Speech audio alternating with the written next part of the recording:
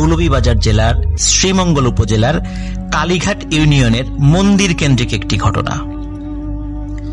প্রিয় লিসেনার্স, এই ঘটনাটি যার কাছ থেকে শিব্বির আহমেদ সংগ্রহ করেছেন তার নাম হচ্ছে রঞ্জন কর্মকার, যিনি এই কালীঘাট ইউনিয়নের একজন বাসিন্দা। তার বয়স 70 ছুঁই ছুঁই। এই ঘটনাটি তিনি তার বাবার কাছে শুনেছিলেন, তখন তার বাবাও ছোট ছিল। তখন সময় আনুমানিক 1920 সাল। ওই গ্রামে একটি মন্দির রয়েছে, যেটা এখনো রয়েছে। প্রতি বছর সেখানে পাঠা বলি দেয়া হতো। কোনো এক বছর গ্রামবাসীর আর্থিক অবস্থা খুবই শোচনীয় ছিল, এবং এতটাই শোচনীয় ছিল সবাই মিলে চাঁদা দিয়েও একটি পাঠা কেনার মতো অবস্থা সৃষ্টি হয়নি, যার ফলে পাঠা বাদ রেখে পূজার অন্যান্য উপকরণ তারা কেনে এবং মন্দিরের পুরোহিতকে দিয়ে পূজা অর্চনা শেষ করে যে যার বাড়িতে চলে যায়। ওই রাত্রে পুরোহিত একটি ভয়ানক স্বপ্ন দেখেন। তিনি দেখেন ভয়ানক উচ্চতার মানুষের আকৃতির কিছু একটা। আমাদের যেমন 2 চোখ রয়েছে, তার সেই 2 চোখ নেই, তার শুধু একটি চোখ, তাও সেটি কপালের উপরে, আর মাথায় কোনো চুল নেই। সারা শরীর ভর্তি লোম। সে এসে বলে, প্রতি বছর তোরা পাঠা বলি দিতি, এবছর তোরা দিলি না, তোদের পরিণতি ভালো হবে না। তখন পুরোহিত স্বপ্নের মধ্যেই বলে, এবছর গ্রামের মানুষের আর্থিক অবস্থা খুব খারাপ, এই জন্য তারা দিতে পারেনি, ইচ্ছা করে যে দেয়নি বিষয়টা এমন নয়। কিন্তু ওই ভয়ানক আকৃতির দানবটি সে কোনো কথাই শুনতে চায় না, বলে তোদের বিপদ হবে, ভয়ানক বিপদ। তখন পুরোহিত বলে, তোমার নাম কি? তখন ওই দানবটি বলে, আমার নাম লক্ষণাবন। তার নাম লক্ষণাবন বলার সাথে সাথে পুরোহিতের ঘুম ভেঙে যায়। পুরোহিত দরদর করে ঘামতে থাকে এবং চিন্তা করতে থাকে যে কি দেখলাম আমি, যা দেখলাম তা কি ঠিক দেখলাম? তিনি চিন্তা করেন যে না, আমি তো স্বপ্ন ঠিকই দেখেছি, কিন্তু এই বিষয়টি তো গ্রামবাসীকে জানানোর দরকার। কিন্তু তখন অনেক রাত ছিল, উনি খালি অপেক্ষা করছিলেন কখন সকাল হবে। সারা রাত উনি আর ঘুমাতে পারেননি। যখনই সকালের ভোরের আলো ফোটে, তখন তিনি তাড়াতাড়ি বের হয়ে যান ঘর থেকে এবং গ্রামবাসীকে ডেকে একত্র করেন এবং স্বপ্নের এই বিষয়টি গ্রামবাসীকে খুলে বলেন। তখন গ্রামবাসী চিন্তা করে যে তাহলে এটা তো আসলে আমাদের সামর্থ্যের বাইরে ছিল, এই জন্য করতে পারিনি, তাহলে একটা ক্ষমা প্রার্থনা করে আজকে রাত্রে আর একটা পূজা করব আমরা। পুরোহিত বলেন, হ্যাঁ, এই কাজটাই হতে পারে। তখন ওই রাত্রে ক্ষমা প্রার্থনা করে আরেকটি পূজার আয়োজন করা হয়। যখন পুজো শেষ করে সবাই যে যার বাড়িতে চলে যায়, পুরোহিতও তার বাড়িতে চলে যায়। ওই রাত্রে পুরোহিত আবার সেই লক্ষণাবনকে স্বপ্নে দেখে। লক্ষণাবন স্বপ্নে এসে বলে যে ক্ষমা প্রার্থনা করে কোনো লাভ হবে না, তোরা যেটা করেছিস তার ফল তোদেরকে ভোগ করতে হবে। এখন একটা পথ খোলা আছে। এই গ্রামের 1 দিন বয়স থেকে শুরু করে নিয়ে 9 মাস 9 দিন বয়স পর্যন্ত যতগুলো বাচ্চা রয়েছে, এই বাচ্চা সংখ্যক পাঠা এক দামে একই রঙের হতে হবে। এই এত সংখ্যক পাঠা বলি দিতে হবে। যদি দিতে পারিস তোরা, তাহলে বেঁচে যাবি, আর তা না হলে ভয়ানক বিপদ নেমে আসবে। এই কথা বলার পর পুরোহিতের স্বপ্ন আবার ভেঙে যায়। একই রকম ভাবে পুরোহিত চিন্তা করে যে সকাল হতে না হতেই গ্রামবাসীকে বিষয়টি জানাতে হবে। পুরোহিত বিষয়টি গ্রামবাসীকে জানান। গ্রামবাসী খুব ভয় পায়। তখন গ্রামবাসী পরামর্শ দেয় যে আপনার থেকেও আরো ভালো কোনো পুরোহিতের কাছে আপনি যান, যাকে আপনি চেনেন, তাকে দিয়ে এই ভয়ানক লক্ষণাবন নামক এই দানবকে হাজির করার চেষ্টা করেন। তার সাথে কথা বলে বিষয়টা কিভাবে সমাধান করা যায়। তখন পুরোহিত তার পরিচিত ওই মৌলভীবাজার জেলার আরেকজন পুরোহিতের সাথে যোগাযোগ করেন। তিনি বয়সে অনেক সিনিয়র ছিলেন এবং অভিজ্ঞ মানুষ ছিলেন। ওই পুরোহিত বলেন যে ঠিক আছে, আমি যতটুকু মন্ত্র জানি জিন হাজির করার, আমি সেটা চেষ্টা করে প্রয়োগ করে এই লক্ষণাবনকে হাজির করার চেষ্টা করব। সেই পুরোহিত রাতের বেলা ওই গ্রামে আসেন, এসে তার যে রিচুয়ালগুলো আছে সেগুলো শুরু করেন। ঘন্টার পর ঘন্টা চেষ্টা করেও তিনি লক্ষণাবনকে হাজির করতে পারছিলেন না। একটা পর্যায়ে ওই পুরোহিত অসুস্থ হয়ে পড়েন, কারণ দীর্ঘক্ষণ ধরে মন্ত্র পাঠ করতে করতে ওনার শরীর দুর্বল হয়ে পড়েছিল। তখন উনি বলেন যে আমি একে হাজির করতে পারলাম না, এ অত্যন্ত শক্তিশালী একটি জিন, আমার থেকেও আরো অভিজ্ঞ এবং ভালো পুরোহিত লাগবে, তোমরা তাকে খোঁজ করার চেষ্টা করো। এই ঘটনা যখন ঘটে তখন গ্রামবাসী চিন্তা করে কার কাছে যাওয়া যায়। কিন্তু এই চিন্তা করতে করতেই গ্রামে শুরু হয় একটি ভয়ানক ঘটনা। আর ঘটনাটি শুরু হয় কোনো এক শনিবার রাতে 3-4 দিনের একটি বাচ্চার ভয়ানক মৃত্যুর মধ্য দিয়ে। ওই গ্রামের একটি বাড়িতে 3-4 দিনের একটি বাচ্চা ছিল, মা বাবার কাছেই রাত্রে ঘুমিয়েছিল। হঠাৎ মা বাবা, বিশেষ করে বাচ্চার মা, তার সমস্ত শরীর এবং আশেপাশে বিছানা খুব ভেজা ভেজা মনে হচ্ছিল।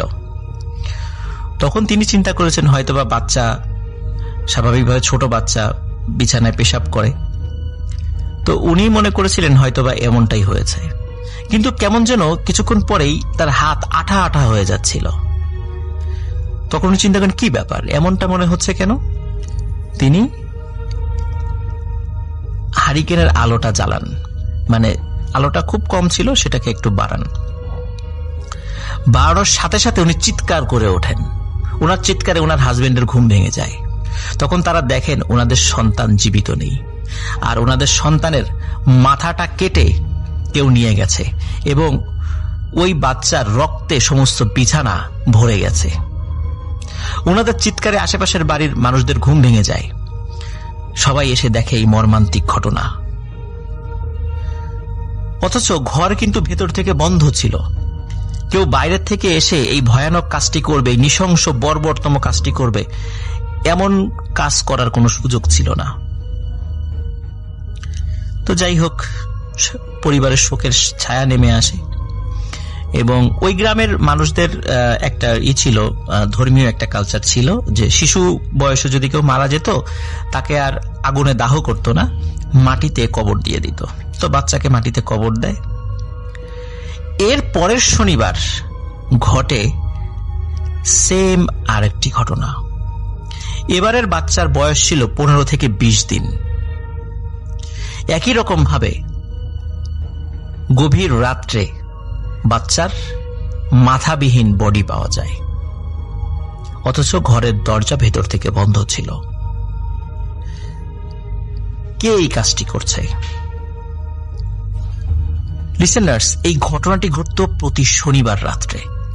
এইভাবে প্রায় 5 সপ্তাহে 5টি বাচ্চার মর্মান্তিক মৃত্যু ঘটে।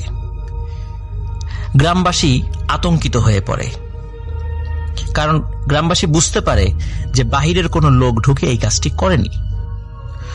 তখন গ্রামবাসী পুরোহিতকে বলে যে তুমি দ্রুত সিলেটে যাও, সিলেটে গিয়ে ওখানে যে বড় বড় মন্দির আছে সেই পুরোহিতদের সাথে কথা বলো, দ্রুত এই সমস্যার সমাধান করো।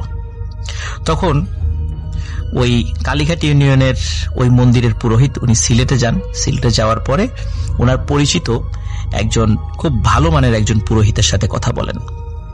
ওই পুরোহিতকে ওই গ্রামে নিয়ে আসেন। তখন তো যোগাযোগ ব্যবস্থা এতটা ভালো ছিল না, যেতে লাগতো একদিন, আসতে লাগতো একদিন, এরকম ছিল। তো ওই পুরোহিতকে নিয়ে আসেন।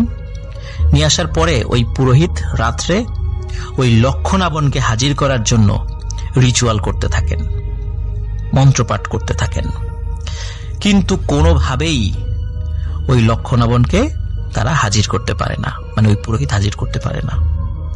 তখন ওই পুরোহিত বলে, আমার একার প্রচেষ্টা এটি হবে না, তুমি আরো 6 জন পুরোহিত জোগাড় করো, আমরা 7 জন মিলে চেষ্টা করলে যদি তাকে হাজির করা যায়। এবং সত্যি পরের রাত্রে 7 জন পুরোহিত একত্রে ওই লক্ষ্যরাবণকে হাজির করার জন্য তাদের ধর্মের যে রিচুয়াল আছে সেটা শুরু করেন। রাত 12টার পরে শুরু করেন। রাত 12টা থেকে 1টা, 2টো, 3টা, 4টা বেজে যাচ্ছে। মন্ত্র পড়তে পড়তে পুরোহিতদের অবস্থা খারাপ হয়ে যাচ্ছে, গলা দিয়ে রক্ত বের হয়ে যাওয়ার উপক্রম হচ্ছে, শরীর অসুস্থ হয়ে যাচ্ছে, তবুও তারা থামছেন না। কিন্তু এত প্রচেষ্টার পরেও লক্ষ্যরাবণকে সহজে হাজির করা যাচ্ছে না। যখন পুরোহিতদের চেষ্টা প্রায় শেষ দিকে, তারা অসুস্থ হয়ে পড়ছেন, হঠাৎ ভয়ানক শব্দে কালো একটি ছায়া ধবাস করে এসে পুরোহিতদের সামনে পড়ে এবং অনেকের সামনেই সেটাই দৃশ্যমান হয়, কিন্তু তার চেহারাটা ভালো করে দেখা যাচ্ছিল না। সে হাজির হয়ে বিশ্রী ভাষায় গালিগালাজ করতে থাকে, বলে যে আমাকে ডেকে কোনো লাভ হবে না, তোরা কেন আমাকে ডাকছিস বারবার? আমি তো সমস্যার সমাধান বলেই দিয়েছি, আর যেহেতু আমাকে ডেকেছিস, আমাকে বিরক্ত করেছিস, আগে তো বাচ্চার সংখ্যা দিয়ে পাঠা বলি দিলেই হতো, এখন আর তা হবে না। এখন এই গ্রামে যতগুলো মানুষ আছে ঠিক ততগুলো পাঠা বলি দিতে হবে। এটাই সমস্যার সমাধান, আর যতবার আমাকে ডাকবি, যত বিরক্ত করবি, তোদের পানিশমেন্ট আরো বাড়তে থাকবে।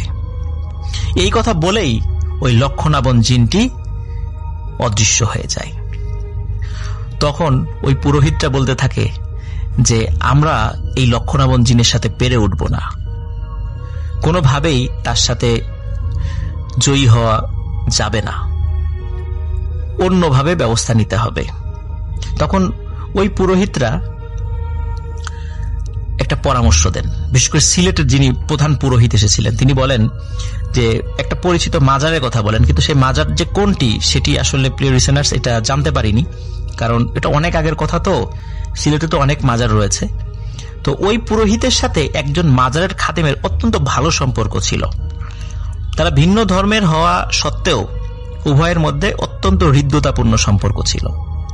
তখন ওই পুরোহিত বলেন যে তুমি মাজারের ওই খাদেমের কাছে গিয়ে আমার কথা বলো, মানে ওই গ্রামের যে পুরোহিত আছে তাকে বলে আমার কথা বলো, তুমি আমার রেফারেন্স দিবা এবং বলবা এই এই ঘটনা আমি বলেছি, যে সমস্যা সমাধানের জন্য তিনি যেন চেষ্টা করেন। তখন গ্রামের মানুষ একটু ইতস্তত বোধ করেন, কারণ যেহেতু একটি মন্দির কেন্দ্রিক ঘটনা, একজন মাজারের মুসলিম খাদেম সেখানে আসবেন।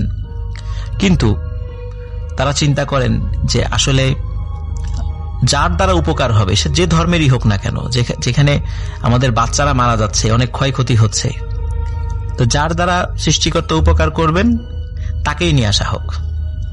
গ্রামবাসী সবাই একমত হয়ে ওই গ্রামের যিনি পুরোহিত তাকে সিলেটে আবারও পাঠান।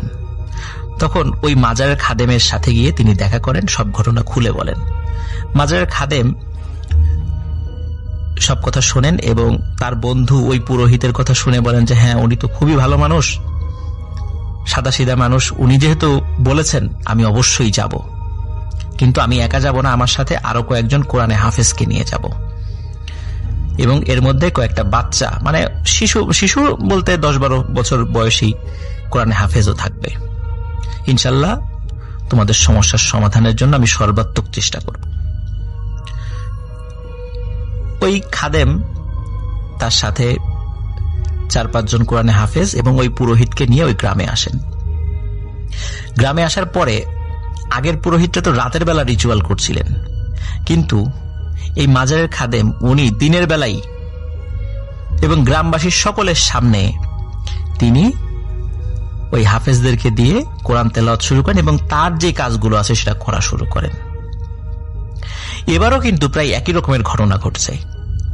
অনেক চেষ্টা করার পরেও ওই লক্ষ্যনাবণকে হাজির করা যাচ্ছে না। যেহেতু রাতের বেলা লক্ষ্যনাবণ সশরীরে চলে আসতে পারত, দিনের বেলা সে তো সশরীরে আসতে পারছে না। অনেক চেষ্টা করার পরে হঠাৎ কোরআন তেলাওয়াতকারী একটি বাচ্চার উপরে সে ভর করে এবং ভর করার সাথে সাথে আগের মতোই বিশ্রী ভাষায় গালিগালাজ করে ওঠে, বলে ওঠে যে আমাকে এইভাবে বারবার ডেকে কোনো লাভ হবে না, সেটা আমি আগেই বলে দিয়েছি, আর সমস্যার সমাধানও বলে দিয়েছি, সুতরাং এইটার আর কোনো চেঞ্জ হবে না। গ্রামের যতগুলো মানুষ আছে ঠিক তত সংখ্যক পাঠা বলি দিতে হবে। তখন ওই খাদেম সাহেব তিনি বলেন যে তুমি যতই শক্তিশালী হও না কেন, মানুষের থেকে তুমি শক্তিশালী নও। এই কথা বলতে না বলতেই ওই খাদেম সাহেব উনি দোয়া কালাম পড়ে সাথে সাথে ওই বাচ্চা যেটা পোজেসড হয়েছিল, যিনি কোরআন তেলাওয়াত করছিলেন, তার ঘাট থেকে ওই লক্ষণাবনকে বোতলে বন্দি করে ফেলেন। বোতলে বন্দি করার পরে লক্ষণাবনকে বলেন যে তোমাকে তো বন্দি করে ফেলেছি, তুমি তো আর গ্রামবাসীর কোনো ক্ষতি করতে পারবা না। লক্ষণাবন ওই বোতলের মধ্য থেকেই হো হো করে হেসে ওঠে এবং হেসে উঠে বলে যে আমাকে আটকালে কি হবে, আরো যে লক্ষ লক্ষ লক্ষণাবন রয়েছে তাদেরকে আটকাতে পারবা তোমরা? নিশ্চয়ই পারবা না, তারা তো ঠিকই ক্ষতি করবে। এই কথা শোনার পরে খাদেম সাহেব বেশ দ্বিধাগ্রস্ত হয়ে পড়ে যে আসলেই তো তাই, কারণ একে আটকানোর পরে বা একে ক্ষতি করার পরে আরো তো অনেকে এসে গ্রামে আক্রমণ করতে পারে, তাতে হিতে বিপরীত হতে পারে। তখন উনি লক্ষণাবনকে প্রথমে ভয় ভীতি দেখান। কিছু সময় পরে লক্ষণাবন বেশ নরম আচরণ শুরু করে। এটা কিন্তু মানে ওই বোতলের মধ্যে যখন সে ছিল, আশেপাশের মানুষ তারা কিছু শব্দ শুনতে পাচ্ছিল, খুব স্পষ্ট শব্দ ছিল না, কিন্তু খাদেম সাহেব উনি স্পষ্টভাবে ওই লক্ষণাবনকে বোতলের মধ্যে বন্দী করার পরে ওই বোতলের মধ্যে থেকে তার সাথে কথা বলার শব্দ শুনতে পাচ্ছিলেন। লক্ষণাবন বলে ওরা যদি একটা পাঠা বলি দিত তাহলে আজকে অবস্থা হতো না। তখন ওই গ্রামবাসী তরফ থেকে ওই খাদেম সাহেব বলেন ওরা অত্যন্ত গরিব মানুষ, ওরা সর্বোচ্চ চেষ্টা করেছে, ওরা তো ইচ্ছা করে এই কাজটি করেছে, বিষয়টা এমন নয়, তারপরও তুমি কেন ওদেরকে শাস্তি দিচ্ছ? তুমি এতগুলো বাচ্চাকে হত্যা করেছ, এই কাজটি কি ভালো হয়েছে? তখন লক্ষণাবন কোনো কথা বলে না। তখন খাদেম সাহেব বলেন যে এবারের মতো এদেরকে ক্ষমা করে দাও, এবছরে আর কোনো পাঠা বলি হবে না, সামনের থেকে ওরা সর্বোচ্চ চেষ্টা করবে পাঠা বলি দেওয়ার জন্য, যদি কখনো না পারে তাদেরকে ক্ষতি করো না। এই বিষয়টিতে লক্ষণাবন ঘোর আপত্তি জানায়, বলেন না এটা হবে না, এই বছরের মতো ক্ষমা করে দিতে পারি, কিন্তু প্রতি বছর পাঠা বলি দিতেই হবে, এটা কোনোভাবেই সম্ভব না, যে ইচ্ছা যদি কখনো সামর্থ্য না হয় দেবে না, কখনো সামর্থ্য হলে দেবে, এটা সম্ভব নয়। অবশেষে গ্রামবাসী তারা দূর থেকে শুনছিল কিছু কিছু বিষয়, মানে হালকা হালকা শব্দ শুনছিল, আর পুরোহিত পাশেই ছিল। তখন পুরোহিত গ্রামবাসীদের সাথে কথা বলে ওই খাদেমকে বলেন যে গ্রামবাসী রাজি হয়েছে, তাদের যত কষ্টই হোক প্রতি বছর তারা পাঠা বলি দেবে। যখন গ্রামবাসীর কাছ থেকে অনুমতি নিয়ে পুরোহিত এবং ওই খাদেম সাহেব উনি যখন লক্ষণাবনকে বলেন, ওনারা বলেন যে হ্যাঁ ঠিক আছে, তোমার কথাই ঠিক থাকলো, আমরা প্রতিশ্রুতি দিলাম এটা হবে। তখন লক্ষণাবন বলে যে আমাকে ছেড়ে দাও। খাদেম সাহেব উনি চিন্তা করেন যে একে ছেড়ে দিব, ছেড়ে দিলে যদি আবার সমস্যা হয়, কিন্তু খাদেম সাহেব এবং গ্রামবাসী বুঝতে পারেন যে আশেপাশের পরিবেশ আস্তে আস্তে ভয়ানক হয়ে উঠছে, গাছগুলো নড়াচড়া করা শুরু করে দিয়েছে, অথচ মানে কোনো বাতাস নেই। তখন বুঝতে পারেন যে লক্ষণাবনকে মুক্ত করার জন্য আরো অসংখ্য ভয়ানক জিন চারদিকে চলে এসেছে।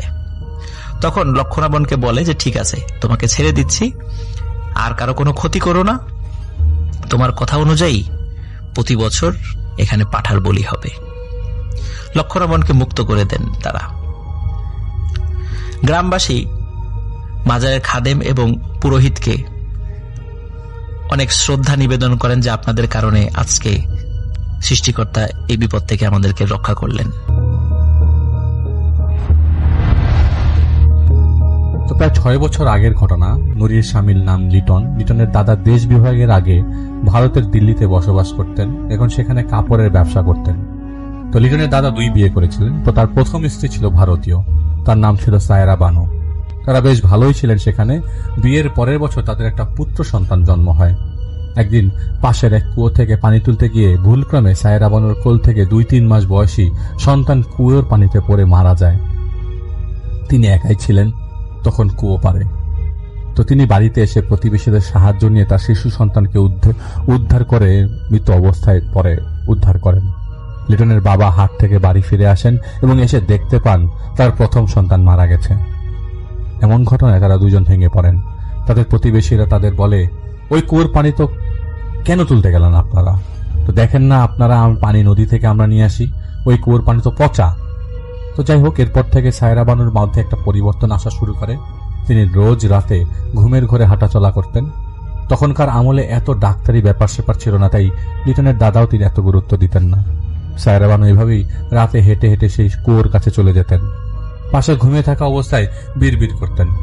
লিটনের দাদা হাটের দিন সকালে চলে যেতেন, রাতে ফিরতেন। এর মধ্যে সায়রা বানু অনেকটা পাগলের মতো হয়ে গিয়েছিল। মাথার চুল এলোমেলো থাকতো এবং একসময় তিনি সন্তান সম্ভবা হন। তিনি তখন সব সময় বিড়বিড় করতে থাকতেন এবং পরে তিনি লিটনের বাবাকে জন্ম দেন। তো লিটনের বাবার বয়স যখন 1 মাস, তখন একদিন রাতে লিটনের দাদার ঘুম ভেঙে যায়। তিনি জেগে উঠে দেখতে পান তার ঘরে তার স্ত্রী এবং সন্তান নেই। তিনি মনে করলেন ওই ঘুমের ঘরে কি হেঁটে কোথাও চলে গেল কিনা, তাই তিনি হারিকেন নিয়ে বেরিয়ে পড়েন তাদের খুঁজতে। কিছুক্ষণ খোঁজার পর দূরে সেই কুয়োর কাছে তিনি দাউ দাউ করে আগুন জ্বলতে দেখতে পান। তিনি সেখানে যান। যত কাছে এগোচ্ছিলেন ততই তিনি মন্দিরা বাজানোর শব্দ পাচ্ছিলেন। তিনি সেই আগুনের খুব কাছে এসে দেখতে পান এক নারকীয় দৃশ্য। তার স্ত্রী এক ভয়াবহ রূপে আবর্তিত, চেহারায় বিভিন্ন রং মেখে কালো এক শাড়ি পরে আত্মা কাঁপিয়ে দেওয়া কণ্ঠে কিছু একটা বলতে বলতে সেই কুয়োকে প্রদক্ষিণ করছিল এবং নাচছিল। তার চুলগুলো দাঁড়িয়েছিল তখন ওই মুহূর্তে। এরপর তিনি দেখতে পান তার স্ত্রী তার 2 সন্তানকে বলি দিতে শূন্যে তুলে ধরেছে। কিছু একটা বিড়বিড় করতে করতে সেই নারকীয় রূপে তিনি নাচতে শুরু করলেন।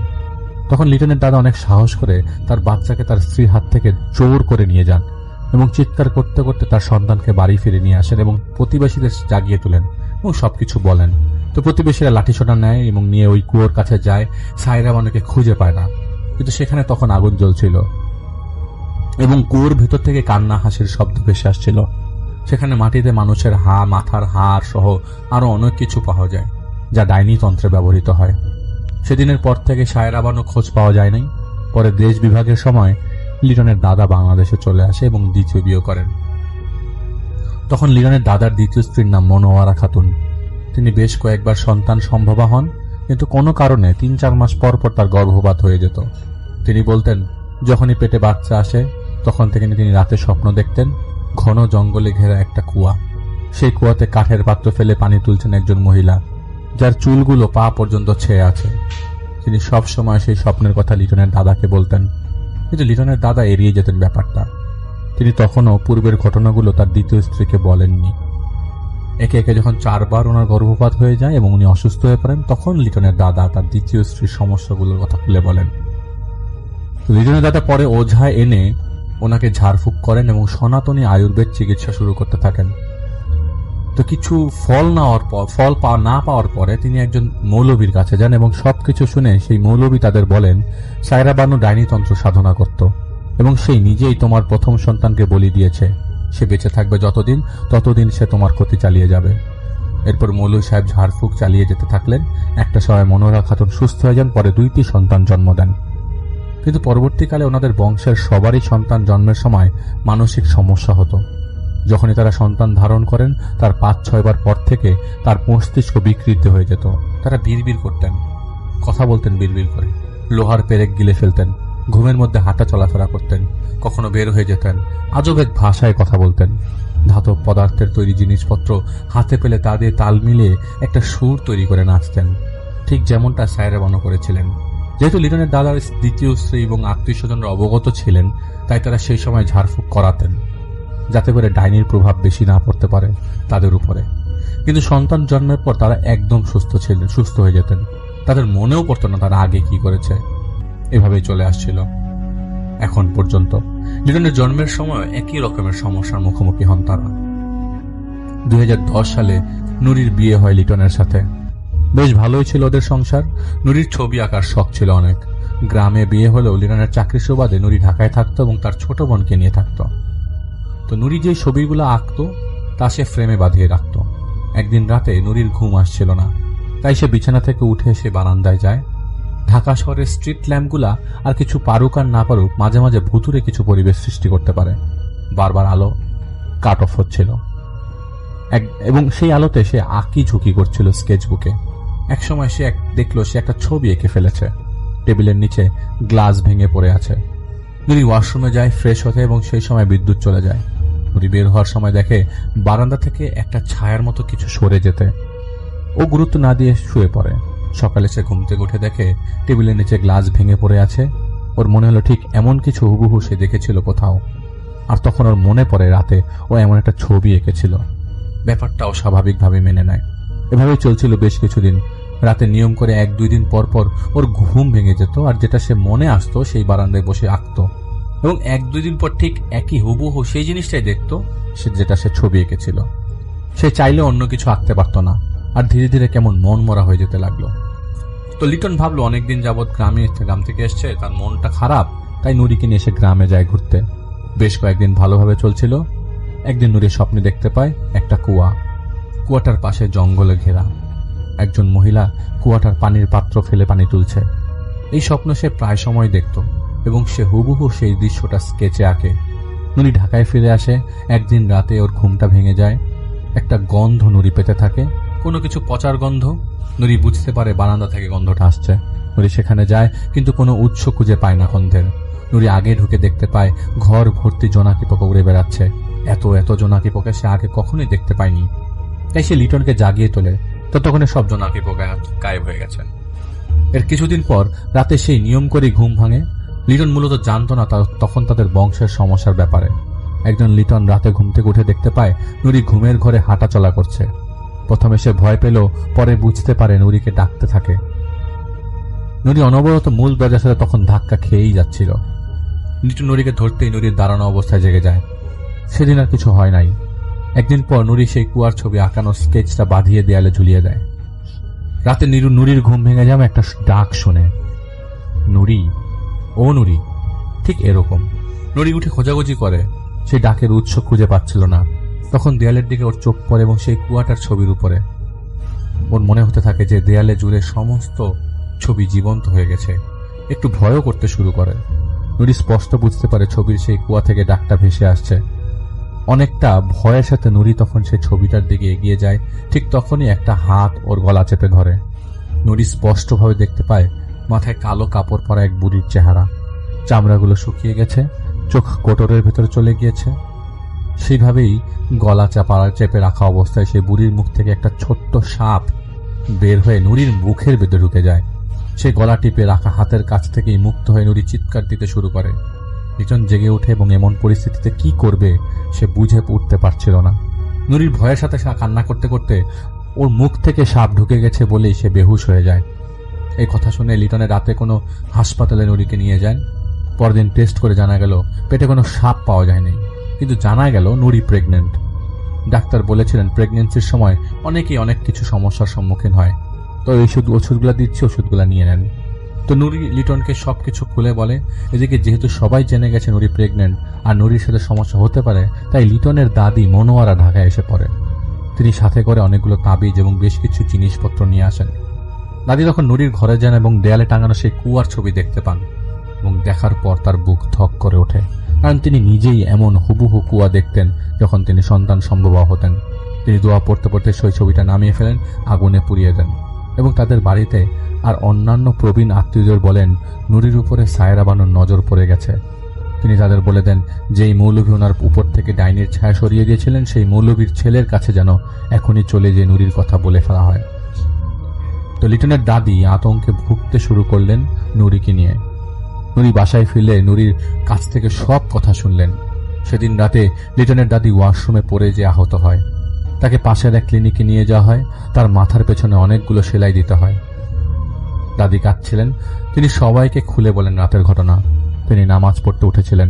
ওয়াশরুমে তিনি ঢোকার পর বিদ্যুৎ চলে যায়। তিনি বের হতে যাবেন, ঠিক এমন সময় তিনি শুনতে পান কর্কশ কণ্ঠে, মণি, কোথায় যাইতেছ? অনেক দিন পর তোমার দেখা পাইলুম। দাদি তার পেছন থেকে এমন কথায় শুনে দ্রুত বের হয়ে যেতে চাইলেন। ঠিক তখন পিছন থেকে তার ঘাড় ধরে ফেলে দেয়ালে ঠেসে ধরে সেই ডাইনিটা। দাদি অস্পষ্ট দেখছিলেন যে কালো বেশধারী সেই সায়রা বানু তার গলা চেপে রেখেছে। আর তখন তিনি শুনতে পাচ্ছিলেন সেই ডাইনি তাকে বলছে নুরির একটা ছেলে হবে, আর সেই ছেলেটা 21 দিনের সায়রা বানু নিয়ে যাবে।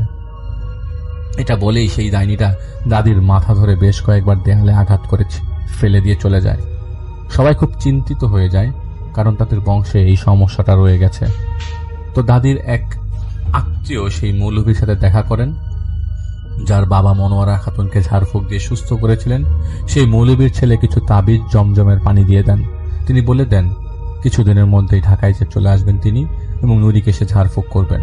কিন্তু একদিন রাতে নুরিকে খুঁজে পাওয়া যাচ্ছিল না। নুরি ঘর থেকে বের হয়ে গেলে গেট খোলা পাওয়া যেত, কিন্তু তেমন আলামত পাওয়া যাচ্ছিল না যে সে বের হয়ে গেছে। প্রায় 4 দিন নুরিকে অনেক খোঁজাখুঁজি করার পর নুরিকে পাওয়া যায় চাঁপাই নবাবগঞ্জ জেলার এক গ্রামে, এবং সেখান থেকে যোগাযোগ করার পর তাকে উদ্ধার করা হয়।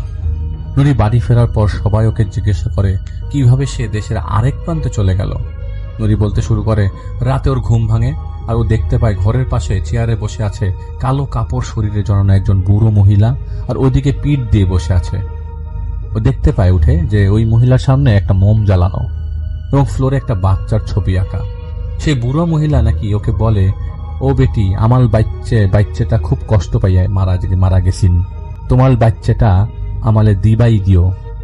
তো বলেছে যে তার বাচ্চাটা খুব কষ্ট পেয়ে মারা গেছে, তোমার বাচ্চাটা আমাকে দিয়ে দিও আর কি, এইটা সেই ভাষায় বলেছে। তো নুরি ভয়ে বুঝতে পারেনি কি বলছে সেই বুড়িটা।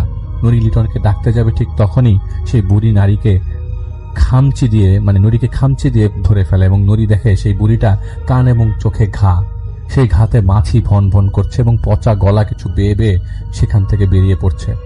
সেই বুড়ির গাল থেকে এক ধরনের পোকা বের হচ্ছে। এরপর ওর আর কিছু মনে ছিল না। ঘুম ভেঙে গেলে সে নিজেকে আবিষ্কার করে সেই কুয়ার কাছে, যেখানে সায়রা বানু তার প্রথম সন্তানকে ফেলে দিয়ে মেরে ফেলেছিল এবং দ্বিতীয়বার লিটনের দাদাকে মেরে ফেলতে চেয়েছিল। নুরি দেখতে পায় দূর থেকে কোলে শিশু সন্তান নিয়ে একজন মহিলা হাতে মাটির পাত্র নিয়ে সেই কুয়োর দিকে এগিয়ে আসছে। সেই কুয়ো থেকে পানি তুলতে দড়ি লাগানো পাত্রটি ফেলে। তো পাত্রটা পানিতে পড়ার পর শব্দ নুরি পেয়েছিল। নুরি শুনতে পায় সেই কুয়োর ভেতর থেকে কেউ একটা মহিলার সাথে কথা বলছে। সেই কথা শুনতে শুনতে সেই মহিলার চেহারা পাল্টে যেতে থাকে। তার ঠোঁটের কোণে, চোখে, আচরণে একটা শয়তানি প্রভাব ফুটে ওঠে।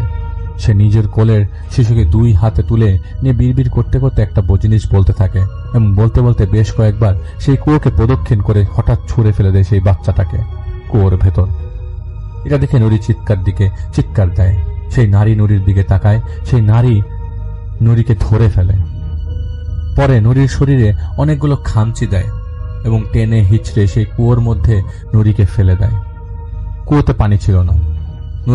নুরি কুয়োর মধ্যে একটা গর্ত দেখতে পায় এবং সেখান থেকে শব্দ ভেসে আসছিল। তো ভয়ে নুরি কাঁদতে শুরু করে দেয় এবং বৃথা চেষ্টা করে সেই কুয়োর থেকে নেমে যাওয়ার পর দেয়ালে বেয়ে ওঠার চেষ্টা করতে থাকে। একটা লাঠি নুরি খুঁজে পায় সেই কুয়োর ভেতর। সেই বড় গর্তের ভেতর থেকে হালকা আলো আসছিল। অনেক সাহস করে উপায় না পেয়ে নুরি সেই গর্তে ঢুকে যায় এবং ঢুকে পড়ে ধীরে ধীরে। কোনো দুয়া দুরুদও মনে আসছিল না নুরির। আসলে এমন মানসিক চাপের মুহূর্তে মাঝে মধ্যে জাহিদ ভাই নিজেও ভুলভাল দোয়া পড়েছে এবং দোয়া মুখ দিয়ে আসেও নি নার্ভাসনেসের কারণে। তো সেই গর্তের ভেতর একটা মোম জ্বলছিল এবং পুরোনো আমলের শস্য দানা রাখার বিশাল বিশাল পাত্র রাখা ছিল, যাকে মটকা বলা হয়। নুরির এরপর আর কিছুই মনে ছিল না। ওর ঘুম ভেঙে যায় একটা গ্রাম্য বাজারের পাশে। সেখান থেকে তাকে উদ্ধার করা হয়। লিটনের বাসার পরিবেশটা কেমন যেন দম আটকানোর মতো ছিল। একটা ভয় সব সময় কাজ করতো সবার মাঝে। যেই যেত তারা অনুভব করত কেউ তাকিয়ে আছে তাদের দিকে। তো সেই মৌলভী সাহেবের ছেলে আসার আগে নুরির অবস্থা খুব খারাপ হতে থাকে। বিড়বিড় করত, কাউকে সে তাড়িয়ে দিত বারান্দায় দাঁড়িয়ে, ঠিক মতো খেতে পারত না। তো মৌলভী সাহেবের ছেলে নুরিদের বাসায় আসেন। নুরিকে দেখে বলেন, আপনাদের এই সমস্যাটা আগের সমস্যাগুলোর চাইতে অনেক বেশি গাঢ় হয়ে গেছে। ওকে এখনই মুক্ত করতে হবে, নাহলে ডাইনির ছায়া থেকে বিপদ অনেক বড় হয়ে যেতে পারে। তো তিনি আসর বসান। এর আগে ওনার বাবা কখনো আসর বসাননি।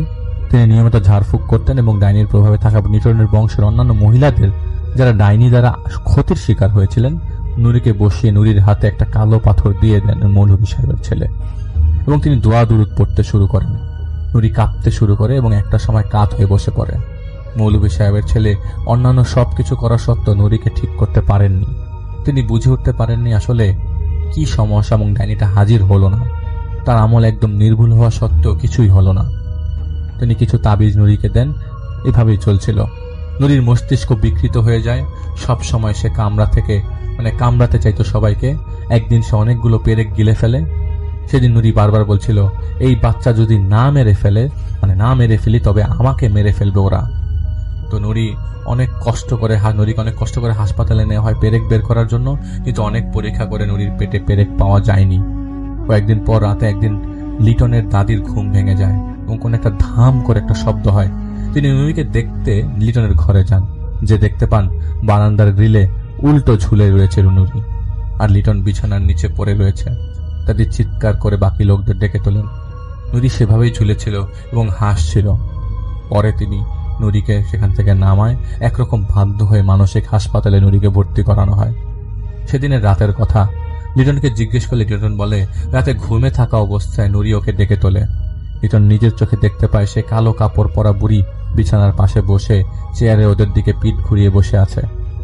লিটন অনেকটা সাহস নিয়ে হাতের কাছে থাকা পানির বোতল সেই বুড়িকে মারতে যাবে, তখন সে দেখতে পায় লাল কিছু দিয়ে গোল করে দাগ আঁকা আছে ফ্লোরে এবং সেখানে 3টা মোম জ্বলছে। তো উনি 3টা মোম দেখার পর ও খুব অবাক হয়ে যায়, মানে ওই লিটন। আর বুড়িটা একটা পুতুলে আঙ্গুল দিয়ে কিছু লেখছে। এরপর একটা পেরেক তুলে সেই পুতুলে বুড়ি ঢুকিয়ে দিতেই নুরি এক ঝটকায় বিছানায় দাঁড়িয়ে যায়। লিটন কাঁপতে কাঁপতে বুড়িকে বলতে শুরু করে, আমার নুরিকে ছাড় বলে সেই বোতল দিয়ে আঘাত করতে যাবে, ঠিক তখনই বুড়ি আরেকটা পেরেক সেই পুতুলে ঢুকায়। আর তখনই একটা চিৎকার দিয়ে নুরি একদম ভেসে এসে লিটনের গলা চেপে ধরে। লিটন শুনতে পায় বুড়িকে বলতে, ইতা নেড়ে মেরে ফেলিওক না, ইতা নেড়ে জিন্দা রাইকবার লাগবে, নালি আবি না নে।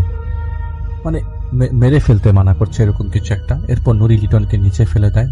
নুরির চেহারাটা অন্যরকম ছিল, একটা কান দিয়ে পুঁজ গড়িয়ে পড়ছে আর একটা চোখ ফুলে ফেপে পচে গেছে যেখানে মাছি ভনভন করছে, এটুকুই লিটনের মনে ছিল। তো এদিকে মানসিক হাসপাতালে নুরির অবস্থা একদম ঠিক হয়ে গেছিল, একদম স্বাভাবিক, যার কারণে ওকে রিলিজ দেওয়া হয় এবং কিছুদিন পর সে একটা ছেলে সন্তান জন্ম দেয়। তো যেহেতু তারা জাহিদ ভাইয়ের আত্মীয়, তারা জাহিদ ভাইয়ের ব্যাপারে জানতো, তো জাহিদ ভাইকে একটা নিয়ম ফলো করতে হয়, সেটা হলো নিজেদের কারোর কোনো রকমের এই জাতীয় সমস্যায় কাজ করা যাবে না। তারা আগেও যোগাযোগ করেছিল কিন্তু জাহিদ ভাই না করে দিয়েছিল। তো বাচ্চারা জন্ম দেওয়ার পর থেকেই নুরি আবারও আগের মতো আচরণ শুরু করে দেয়। বাচ্চার যেদিন 3 দিন বয়স সেদিন রাতে লিটনের দাদি দেখতে পায় সেই বুড়িটা বাচ্চাটাকে 2 হাতে উঁচু করে ধরে কিছু একটা বলছিল গ্যাসের চুলার সামনে। তিনি দৌড় দিয়ে সেখান থেকে বাচ্চাটাকে নিয়ে তার ঘরে চলে যান এবং সবাইকে ডাকতে থাকেন এবং কালেমা পড়তে থাকেন জোরে জোরে। সেই সময় একটা চর মারার শব্দ তিনি পান এবং বাচ্চাটা কেঁদে ওঠে। সবাই চিৎকারে জেগে ওঠে। তার কাছে আসলে তিনি বলতে থাকেন ডাইনিটা ওকে চুলার উপর ধরে রেখেছিল। বাচ্চাটা ঠিক আছে কিনা দেখার জন্য কাপড় সরালে দেখা যায় বাচ্চাটার পিঠে 2 আঙ্গুলের ছাপ, বৃদ্ধ এবং তর্জনী আঙ্গুলের বড় বড় ছাপ। প্রায় প্রতিদিন বাচ্চাটার শরীরে খামচের দাগ পড়ত। তো নুরির মা জাহিদ ভাইকে ফোন দিয়ে বলে যাতে কিছু একটা করে দেয়, বাচ্চাটা যাতে কষ্ট না পায়। তো তাই জাহিদ ভাই নিজে নুরিদের বাসায় যায়। তো উনি বলেছেন বিশ্বাস করেন এত কিছু শেখানো হয়েছে কিন্তু জাহিদ ভাই কিছুই টের পাচ্ছিল না। জাহিদ ভাই নুরিকে আগেই দেখতে যায় এবং জিজ্ঞেস করে তোর কি হয়েছে, কি সমস্যা বল। তো নুরি বলার চেষ্টা করছিল কিন্তু জাহিদ ভাই কিছুই বুঝতে পারছিল না। তো জাহিদ ভাই কিছু দোয়া পড়ে, সূরা পড়ে এবং ওকে ফু দেয়। জাহিদ ভাই বুঝতে পারছিল ঘরে কেউ নেই, কোনো অনুভূতিই জাহিদ ভাই টের পাচ্ছিল না। জাহিদ ভাই রিংটা বের করে ওর কপালে লাগানোর সাথে সাথে বমি করতে শুরু করে এবং জাহিদ ভাই নিজের চোখে প্রথমবার বমির সাথে পেরেক বের হতে দেখে ভয় পেয়ে যায় সবাই। এখন জাহিদ ভাই বলে জাহিদ ভাইকে ওই নুরি বলতে থাকে একটা নেকামির মতো করে। তো জাহিদ ভাই কিছুক্ষণ ওকে দেখে কিছু বুঝতে না পেরে ওর বাচ্চাটাকে দেখতে যায়। বাচ্চাটার শরীর লাল হয়ে থাকে সবসময়। তো জাহিদ ভাই দেখলো অনেকগুলো খামচির দাগ ওর শরীরে। পরে সবাই জাহিদ ভাইকে লিটনদের বংশের পুরো ঘটনা খুলে বলে। সত্যি বলতে এত কিছু জাহিদ ভাইয়ের মাথায় তখন ঢোকেনি। জাহিদ ভাই সেদিন রাতে জাহিদ ভাই আমির সাহেবকে জিজ্ঞেস করে কি হয়েছে এখানে। আমির সাহেবকে জাহিদ ভাইকে বলেন দেখো আগেই তোমাকে বলে দিই অনেক দেরি হয়ে গেছে, চেষ্টা করে দেখতে পারি কিন্তু সফল হওয়ার সম্ভাবনা একদম নেই। তো জাহিদ ভাই জিজ্ঞেস করে কেন। তো তিনি বলেন ক্ষতি সম্পূর্ণ করে ফেলেছে তাই সুযোগটা এখন আর নেই। যার কথা বলছো সেই সায়রা বানু ডাইনিতন্ত্র সাধনা করতেন। তিনি শয়তানকে খুশি করতে এর আগে অনেক শিশু সন্তানদের না ভাবে বলি দিয়েছেন। তো যখন তিনি জানতে পারেন তিনি সে কর্মে সিদ্ধি সফল হতে চাচ্ছেন, তখন তাকে তার নিজ রক্তের সন্তানকে বলি দিতে হবে। তাই তিনি প্রথম সন্তানকে পানিতে ফেলে দিয়েছিলেন। কিন্তু শয়তানকে আরো খুশি করতে তিনি তার দ্বিতীয় সন্তানকে বলি দিতে যেয়ে সফল হয়নি। সেই রাতে তিনি যখন ধরা পড়ে গেলেন তখন উপায় না দেখে সেই কুয়োতে তিনি নিজেই ঝাঁপ দেন। তাই তাকে কেউ আর পায়নি। এরপর এই পরিবারে অনেক ক্ষতি করেছেন এই শয়তান। তো নুরিকে সেহের করেছে এবং এটা মানে হচ্ছে তীব্র শক্তিশালী জাদু দ্রুততম গতিতে আঘাত করা যায়। বেশি দেরি হয়ে যাওয়াতে পুরো জাদুটাই গাঢ় হয়ে গেছে। হয় নুরি না হয় ওর বাচ্চারা, ক্ষতি আসন্ন। তো জাহিদ ওনাকে জিজ্ঞেস করে, তবে মালানা মনে মৌলভী সাহেবের ছেলে কেন ডাইনিকে হাজির করতে পারেনি? তখন তিনি জাহিদ ভাইয়ের দিকে অবাক হয়ে তাকান এবং জিজ্ঞেস করেন, তোমার কি মনে হয়, তুমি বোঝনি কি হচ্ছে? তো জাহিদ ভাই বলে, না আমি বুঝিনি। এমনকি নুরি বমি করা ছাড়া জাহিদ ভাই আর কিছুই দেখে নেই, তা বোঝেও নেই। তখন তিনি আমির সাহেব বলেন জাহিদ ভাইকে, দেখো, চোর যদি তোমার ঘরে প্রবেশ করে চুরি করে তবে কি আলো জ্বলবে নাকি শব্দ করবে? সে তো কিছুই করবে না, কারণ সে চাইছে তার অস্তিত্ব যেন তুমি টের না পাও। সায়রা বানু হাজির কেন হবে? সে তো জিন না, সে তো মানুষ। তো জাহিদ ভাই জিজ্ঞেস করে, মানে উনি বেঁচে আছেন? তো বলে, উনি আলবৎ বেঁচে আছেন, এটা কেউ বুঝতে পারেনি। সায়রা বানু জীবিত আছে এবং সে এখনো ক্ষতিগুলো করে যাচ্ছে। যা যা হয়েছে তার সবকিছুর পেছনে সায়রা বানু জড়িত। যেদিন সে মরে যাবে সেদিন থেকে এই পরিবারে আর কিছু এমন সন্তানের জন্মে এমন সমস্যা ফিরে আসবে না। তো জাহিদ বলেন, তাহলে নুরি এবং লিটন আর যারা যারা একজন বুড়িকে দেখেছে, যার এক চোখ পচে গেছে, কান দিয়ে পুঁজ বেরিয়ে পড়ছে, সেটা কি সায়রা বানু?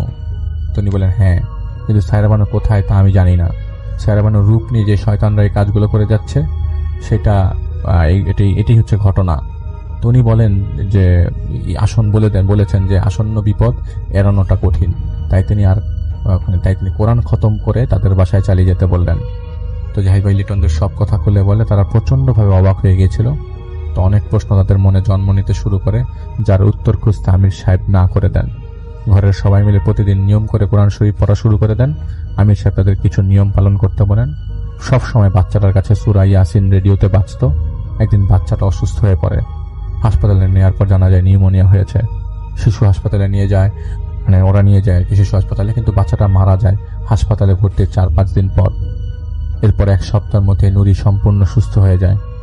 লিটনের দাদির সাথে কথা বলে ধারণা করা যায় যে সায়রা বানু যদি বেঁচে থাকতেন তবে তার বয়স 85 কি 90 হতে পারত। তাদের পরিবারে যাদের সমস্যা ছিল, তারা যেই বুড়িকে দেখত সেটা ছিল শয়তান জিন, যারা সায়রা বানুর রূপ নিত। তো নুরি যেই গর্তে ঢুকে বড় বড় মটকা দেখেছিল, সায়রা বানু সেখানেই ছিল তখন। নুরি সায়রা বানুকে যেন না দেখতে পারে তাই ওকে ঘুম পাড়িয়ে দেওয়া হয়। নুরি 4 দিন কোথায় ছিল সেটা জানা যায়নি। তাদের পরিবারের সমস্যা দেখা দিল, সেই ডাইনিটা তাদের তেমন ক্ষতি করতে পারেনি। নুরির সাথে এমন কোনো সমস্যা এমন কেন হলো, এটার কারণে মূল কি কারণ ছিল সেটা জানা যায়নি। এবং সেটা একাকিত্ব, একা ওকে পেয়েছে, তাই ধীরে ধীরে ওকে শয়তানেরা কাবু করতে পেরেছিল। তো এটাই ছিল ঘটনা। আমি ট্রামের হাতলটা শক্ত করে ধরলাম।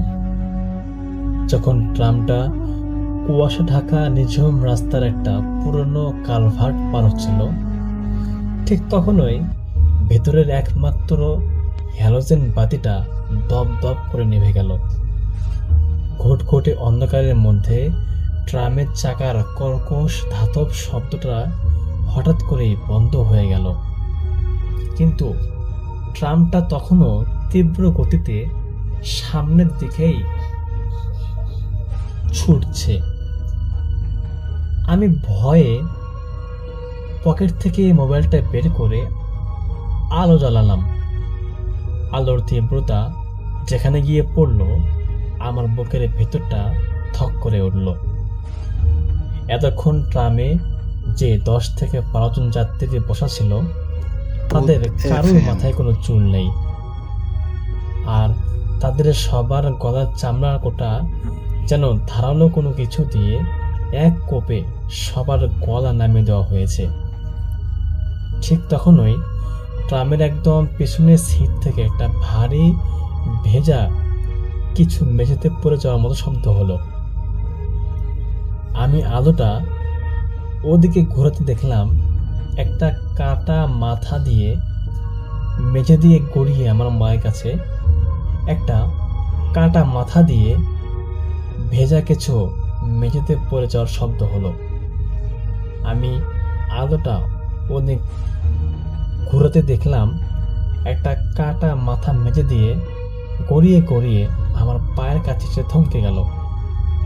মাথাটার চোখ দুটো সম্পূর্ণ উল্টানো এবং সাদা। আচমকা সেই কাটা মাথার চোয়ালটা নড়ে উঠল। এবং সে আমার দিকে তাকিয়ে খিলখিল করে হেসে বলল, আজকের টিকিটটা কি শুধু তোর একার, নাকি আরো কেউ আছে? এই ঘটনা ভুতুড়ে এবং এক অদ্ভুত অভিজ্ঞতার। আমার নাম রাশেদ। আমি কলকাতার একটা পুরনো প্রকাশনী সংস্থায় প্রুফ রিডারের কাজ করতাম। কাজ শেষ করতে করতে সেদিন রাত প্রায় 12টা বেজে গিয়েছিল। শীতের রাত, তার উপর চারপাশটা কুয়াশা একদম ঢেকে গিয়েছিল। কলকাতা শহরের সেই ঐতিহ্যবাহী ট্রাম লাইনের জাল্লাদ রোড, সেই মোড় থেকে আমি একদম শেষ ট্রামটায় উঠছিলাম। ট্রামটা বেশ পুরনো ছিল, কাঠের বডি আর ভেতরের হালকা হলদেটে আলো জ্বলছিল। আমি যখন উঠলাম তখন ট্রামে আরো 10 থেকে 12 জন যাত্রী ছড়ানো ছিটানো অবস্থায় বসেছিল। কেউ খবরের কাগজ পড়ছিল, কেউ বা জানালার বাইরে তাকিয়েছিল। অদ্ভুত ব্যাপার হলো, এতগুলো মানুষ বসে আছে, অথচ ট্রামের ভেতরে কোনো কথা বা গুঞ্জন ছিল না। এক মরণ নীরবতা গ্রাস করেছিল পুরো কামারটাকে। রাত তখন 12টা বেজে 35 মিনিট। যখন ট্রামটা শহরের সবচেয়ে নির্জন এবং পুরনো শ্মশান ঘাটের পাশের রাস্তা দিয়ে যাচ্ছিল, তখনই চারপাশের বাতাসটা আচমকা জমে বরফ হয়ে গেল। আমার মুখ দিয়ে কুয়াশার মতো গরম বাতাস বের হওয়া শুরু করলো। ঠিক তখনই ট্রামের ভেতরের লাইটটা একটা বিকট শব্দ করে পুরোপুরি নিভে গেল। আমি অন্ধকারে কিছুটা ঘাবড়ে গিয়ে আমার মোবাইলের ফ্ল্যাশ লাইট অন করলাম। যখন আলোর তীব্রতা কামরার ওপর পড়ল, ভয়ের এক চরম ধাক্কায় আমার হাতের মোবাইলটা মেঝেতে পড়ে যাওয়ার মতো উপক্রম হলো। আর সামনে বসা প্রত্যেকটা যাত্রীর শরীর সোজা হয়ে আছে, কিন্তু তাদের মাথাগুলো অদ্ভুতভাবে এক পাশে ঝুলে আছে। তাদের সবার গলার চামড়া ধারালো কিছু দিয়ে নিখুঁতভাবে কাটা, আর সে কাটা অংশ দিয়ে কুচকুচে কালো রঙের থকথকে রক্ত চুইয়ে চুইয়ে তাদের কাপড়ে পড়ছে। তাদের সবার চোখগুলো খোলা, কিন্তু মনহীন এবং সম্পূর্ণ সাদা। আমি আতঙ্কে চিৎকার দিতে যাব, ঠিক তখনই ট্রামের পেছনের অন্ধকার কোণ থেকে একটা ভারী বস্তু মেঝেতে আছড়ে পড়ার শব্দ হলো ধোঁয়াশ করে। আমি দেখলাম একটা কাটা মানুষের মাথা মেঝেতে পড়ে রক্তের দাগ টানতে টানতে হুবহু একটা ফুটবলের মতো গড়িয়ে আমার পায়ের কাছে এসে ঠেকল। মাথাটার মুখের চামড়া পচে খসে পড়েছে। আমি ছিটকে পিছনের সিটে সরে গেলাম, কিন্তু আমার পা দুটো যেন সেই ট্রামের মেঝের সাথে জমে গিয়েছিল। ঠিক তখনই আমার পায়ের কাছে থাকা সেই কাটা মাথাটার চোখ দুটো হঠাৎ সোজা হয়ে আমার দিকে তাকালো। তার মাংসহীন চোয়ালটা বিকটভাবে হা হয়ে গেল এবং সে এক পৈশাচিক চেরা গলায় খিলখিল করে হেসে উঠল এবং সেই হাসি শব্দে ট্রামের ভেতরের বাকি সব কটা কাটা লাশ একসাথে নড়ে চড়ে বসল এবং তাদের কাটা গলা দিয়ে একসাথে ঘর ঘর করে আওয়াজও বের হওয়া শুরু করলো। সেই মাথাটা আমার দিকে তাকিয়ে ফিসফিস করে বলে উঠল, আজকের টিকিটটা শুধু তোর একা, তুইও আমাদের সাথে নামবি। এই কথাটা শেষ হতেই ট্রামের সব কটা হাত কাটা গলা কাটা লাশ একযোগে সিট থেকে উঠে আমার দিকে অন্ধের মতো হাত বাড়াতে লাগলো। তাদের দীর্ঘ নখগুলো আমার হাত পা আঁকড়ে ধরল। আর তীব্র আতঙ্কের চরম সীমায় পৌঁছে আমি ওখানেই ট্রামের মেঝেতে জ্ঞান হারিয়ে লুটিয়ে পড়লাম। পরদিন সকালে ট্রাম ডিপোর কর্মচারীরা আমাকে ওই পরিত্যক্ত পুরনো ট্রামের ভেতর থেকে অচেতন অবস্থায় উদ্ধার করে। তারা বলেছিল ওই ট্রামটা নাকি গত 5 বছর ধরে ভাঙ্গারি হিসেবে ডিপোর এক কোনায় পড়েছিল। ওটা নাকি কাল রাতে লাইনেই নামেনি। কিন্তু ডাক্তাররা আমাকে কোনো তীব্র হ্যালোসিনেশন বলে আখ্যায়িত করলো। কিন্তু আমার 2 পায়ে এখনো সেই রাতে চেপে ধরা 5 আঙ্গুলের কালচে ক্ষত স্পষ্ট হয়ে আছে। আজও রাতে ঘুমানোর সময় যদি কোথাও কোনো ধাতব শব্দ শুনি, আমার মনে হয় সেই জাল্লাদ রোডের শেষ ট্রামটা আজও আমার দরজার বাইরে এসে দাঁড়িয়ে আছে এবং আমার জন্য সে গভীর আগ্রহ নিয়ে অপেক্ষা করছে। তো এই ছিল ভাই আজকের ঘটনা। আশা করছি আপনাদের ভালো লেগেছে। যদি ভালো লাগে অবশ্যই লাইক, কমেন্ট, শেয়ার করবেন। দেখা হবে পরবর্তী কোনো এপিসোডে। আজকের মতো এখানেই বিদায়। আল্লাহ হাফেজ।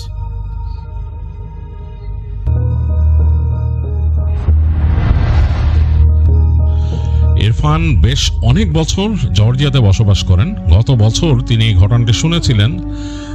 সেদিন বৃষ্টির রাত, তার ভাইয়ের একটা গ্যাস স্টেশন আছে, পেট্রোল পাম্প আর কি, যেটা সেখানে তিনি রাতে হেল্প করছিলেন, মানে চাকরি করছিলেন। তাদের যে এমপ্লয়ি ছিল রাতে সে সিক কল দিয়েছিল। এটা 24 ঘন্টার একটা স্টেশন। তো ইরফান ওই দিন যায় সেখানে কাজ করতে রাতের বেলা। তো একা ছিলেন, ভেতরে লক করা, মোটামুটি কাজকর্ম করছেন। শুধু যখন তাদের ভেন্ডরগুলো আসে ভোরের দিকে বিভিন্ন প্রোডাক্ট নিয়ে, তখন খুলে দিতে হয়। তো রাতে প্রচুর বৃষ্টি হচ্ছিল, কাস্টমার ছিল না, একেবারেই ছিল না। বেশ লেজি একটা নাইট। ইরফান টুকিটাকি তার জিনিসপত্র করে বসেছিল। তো ভোরের দিকে তাদের একজন ভেন্ডর আসে প্রোডাক্ট নিয়ে। তো ইরফান দরজা খুলে দেয়। সে প্রোডাক্ট রাখতে রাখতে গল্প করতে থাকে। তারা বিভিন্ন সময়, যেহেতু মানুষজন নাই, গল্প করতো। তো সেই ভেন্ডরকে তিনি বলছিলেন যে এরকম বৃষ্টি, কঠিন অবস্থা, দেখো ওইদিকে, মানে যে তাদের গ্যাস স্টেশনের ওই পাশে একটা বিশাল উডসের মতো ছিল। বলতেছিল যে ওখানে দেখো কি অবস্থা, মনে হয় পানি জমে গেছে সেই। তো সেই যে ভেন্ডর তাকে বলতেছিল যে হ্যাঁ, এরকম বৃষ্টির রাতে ক্যাম্পিং করতে কিন্তু খুব মজা উডসের মধ্যে। তো ওই যে ভেন্ডর, ওর নাম ড্যান, ও তাকায় আছে ওই দূরে উডসের দিকে আর বলতেছে, বিষাদভাবে তাকায় আছে। বলতেছে যে এক সময় খুব ক্যাম্পিং করতাম আমার ভাইয়ের সাথে, এখন তো আর যাওয়া হয় না, আমি কাজে কর্মে আটকা। তুমি গেছো নাকি ক্যাম্প করতে কখনো? তো ইরফান বলতেছে না, আমার তো যাওয়া হয় না, আসলে আমার কাজকর্ম থাকে, আর এই যে আমার ভাইয়ের স্টেশন এইখানেও দেখতে হয়। বলে হ্যাঁ ম্যান, এটা আসলে তোমার লাক খারাপ, তুমি ওরকম গেলে বুঝতা যে কি মজা। আমার ভাই তো মোটামুটি সে ভ্যান ক্যাম্পার, তার ভ্যানের মধ্যে সবকিছু থাকে, এটা নিয়ে সে ঘুরে। আর আমি আগে যাইতাম ওর সাথে বিভিন্ন সময় ক্যাম্প ট্যাম্প করতে, এখন আর যাওয়া হয় না। এই বলে সে তাকে আছে। এর মাঝে বৃষ্টির তোড় আরো বাড়ছে।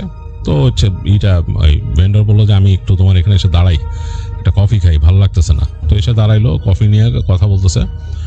তো তখন ইরফান একটু ইন্টারেস্ট ফিল করলো। এমনি বৃষ্টি, কাস্টমার কিচ্ছু নাই। তো বলতেছে যে তুমি যে ক্যাম্পিং এ গেছো কেমন লাগতো বৃষ্টির সময়? মানে এটা তো অন্যরকম একটা অবস্থা, বৃষ্টিতে ক্যাম্পের ভিতরে থাকতা?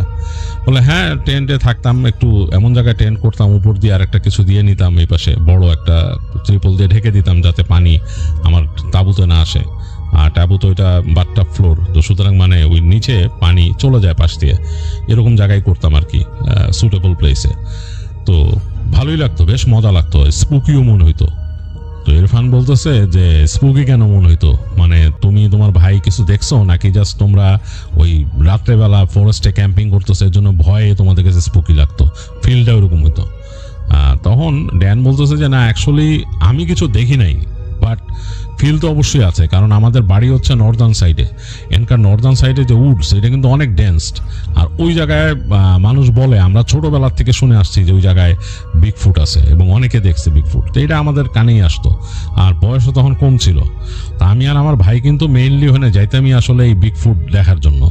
তো আমার আব্বার পুরানো ট্রাক ছিল একটা ফোর্ডের, তো ওইটা নষ্ট থাকতো প্রায়। তা আমার ভাই ওইটা রিপেয়ার করতো। ও রিপেয়ার করতে করার পরে আমি আরও এরকম করে চলে যেতাম জিনিসপত্র নিয়ে, যে ওখানে ক্যাম্প করতাম। বিভিন্ন জায়গায় তাঁবু ফেলে, মানে যে জায়গাগুলো তাঁবু ফেলার জন্য আর কি, মানে তাঁবু ফেলে ওখানে করতাম, ক্যাম্প করতাম আর দেখতে চাইতাম যে এরকম কিছু আছে নাকি। রাতের বেলা বেশ উইয়ার্ড হয়ে যেত জায়গাটা, মানে একেবারে মানে ডেন্সড ফগ আসতো, বড় বড় গাছ, অন্যরকম, তুমি দেখলেই ভয় পাবা। তো ফিল তো অবশ্যই আছে। তো তখন ইরফান জিজ্ঞেস করছে তুমি কিছু দেখো নাই? বলে যে না আমি দেখি নাই, বাট আমি শুনছি, আমি শব্দ শুনছি। আমি একবার এরকম ক্যাম্পে গেছি আমার ভাইয়ের সাথেই, আমরা দুজনেই ছিলাম, ক্যাম্প করতেছিলাম। তো রাতের বেলা হঠাৎ করে পানি খেতে যেয়ে দেখি যে আমাদের যে পানির কন্টেইনার ওইটার নিচে সামান্য একটু পানি আছে, মানে পানি প্রায় শেষ, আর আমি মোটামুটি বেশ পানি খেতাম। তো আমার মানে টেনশন লেগে যায় যে পানি তো নাই, পানি লাগবে। তো কি করব, চিন্তা করলাম যে আমি নেমে যাই একটু, মানে আমাদের যে ক্যাম্পটা ছিল এটা একটু আপহিলে ছিল, তো ওখান থেকে নামার চিকন রাস্তা আছে, ওই রাস্তা দিয়ে গাছগাছালির মধ্যে দিয়ে যেতে হয়। নিচে নামলে একটা ক্রিক আছে, মানে একটা খালের মতো আর কি। তো ওইখানে মানে স্প্রিং ওয়াটার আছে অনেক। তো চিন্তা করছি যে ওখান থেকে পানি ভরে নেই, আর আমার এমনি একটু রেস্টরুমে যাওয়ার দরকার ছিল।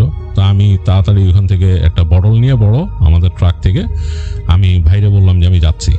তা আমার ভাই একটু মানে টেনশনে বললো যে তুই একলা ওদিকে যাবি? বলে যা। আমি ভাইরে বললাম ডোন্ট ওয়ারি, আসতেছি। পরে আমি ফ্ল্যাশ লাইট নিয়ে নেমে গেলাম। নামতে নামতে আমি টেনশন করতেছি, মানে একটু টেনশনে পড়লাম, কারণ সামনে কিন্তু অন্ধকার, আমার ফ্ল্যাশ লাইটের আলো যা পড়তেছে মাটিতে, এবং আমার নি লেভেলে মানে আমার হাঁটু পর্যন্ত মোটামুটি ফগ উড়ে বেড়াইতেছে গাছপালার মধ্যে দিয়ে, কারণ ওই সময় ওয়েদারটা ওইরকম ছিল। আর রাতের বেলা আমরা যে জায়গায় ক্যাম্পিং করছি, মানে আমাদের মতো জায়গায় ক্যাম্প সাইট থেকে কিন্তু মানুষ হাঁটাচলা করে না, কারণ একদম পোষা জায়গায় আমরা ক্যাম্পিং করি নাই।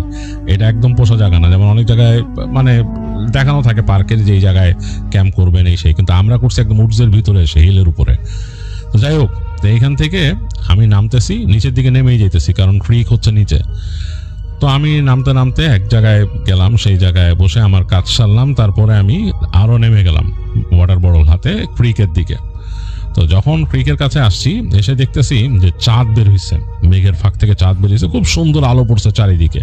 মানে ক্রিকের ওই পাশেও যে উডস ওইটার উপরেও পড়ছে, পানির মধ্যে পড়তেছে, এবং পানিটা খুব সুন্দর বয়ে যেতেছে শব্দ করে, কুলকুল করে, মানে খুব সুন্দর লাগতেছে। তা আমি কিছুক্ষণ মোহিত হয়ে গেছি, মানে আমি ওইদিকে মানে দাঁড়ায় জাস্ট তাকায় আছি, এত সুন্দর লাগতেছে।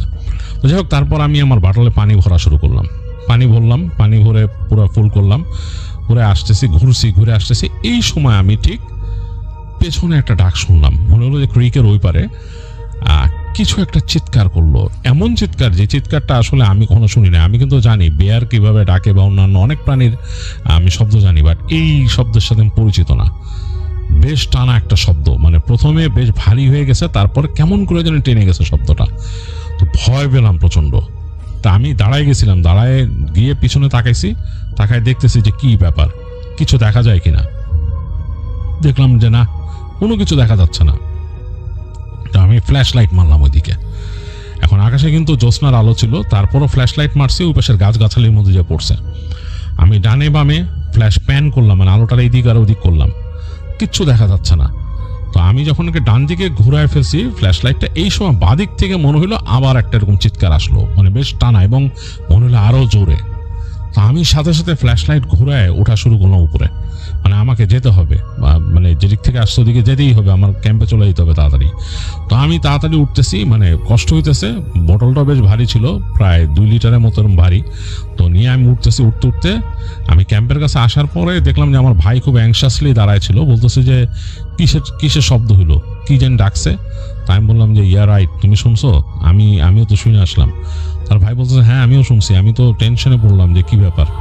বললো যে হ্যাঁ। তো আমরা 2 ভাই ওই দিন খুব মানে রাতে যখন শুইছি ভয়ে ছিলাম, আমরা ভয়ে ছিলাম যে মানে কি জিনিসের ডাক শুনলাম, এটা কি আসলে বিগফুট কিনা। আবার কিউরিয়াসিটিও ছিল আমার ভাইয়ের মধ্যে, একটু বেশি ছিল। তো যাই হোক, আমরা অনেকক্ষণই ঘুমাইতে পারিনি, ভোরের দিকে ঘুম আসছে, পরে ঘুমাই গেছিলাম। তো ওই দিন চলে আসছে, আর কিছু দেখা হয় নাই। তো এইটা হলো আমার ঘটনা। কিন্তু তোমার আমি আরো মজার ঘটনা বলতে পারি, আমার ভাই কিন্তু দেখছে বিগফুট। তো তখন ইরফান বলছে তোমার ভাই দেখছে মানে?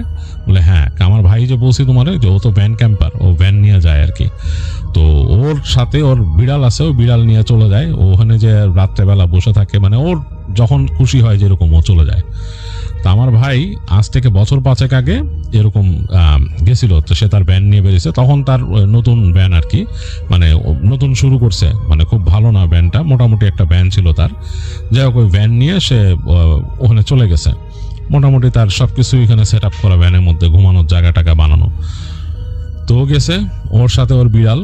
তো ও একা একা গেছে, তো একা একা কিন্তু প্রায় যায়, ওর এটা অভ্যাস হয়ে গেছে। ও বিভিন্ন উডসে যায়, বিভিন্ন ক্যাম্প সাইটে যায়, ভ্যান নিয়ে থাকে, রাত্রে ওখানে বসে থাকে, ওইটা ওর অভ্যাস। তো ওই দিনও গেছে।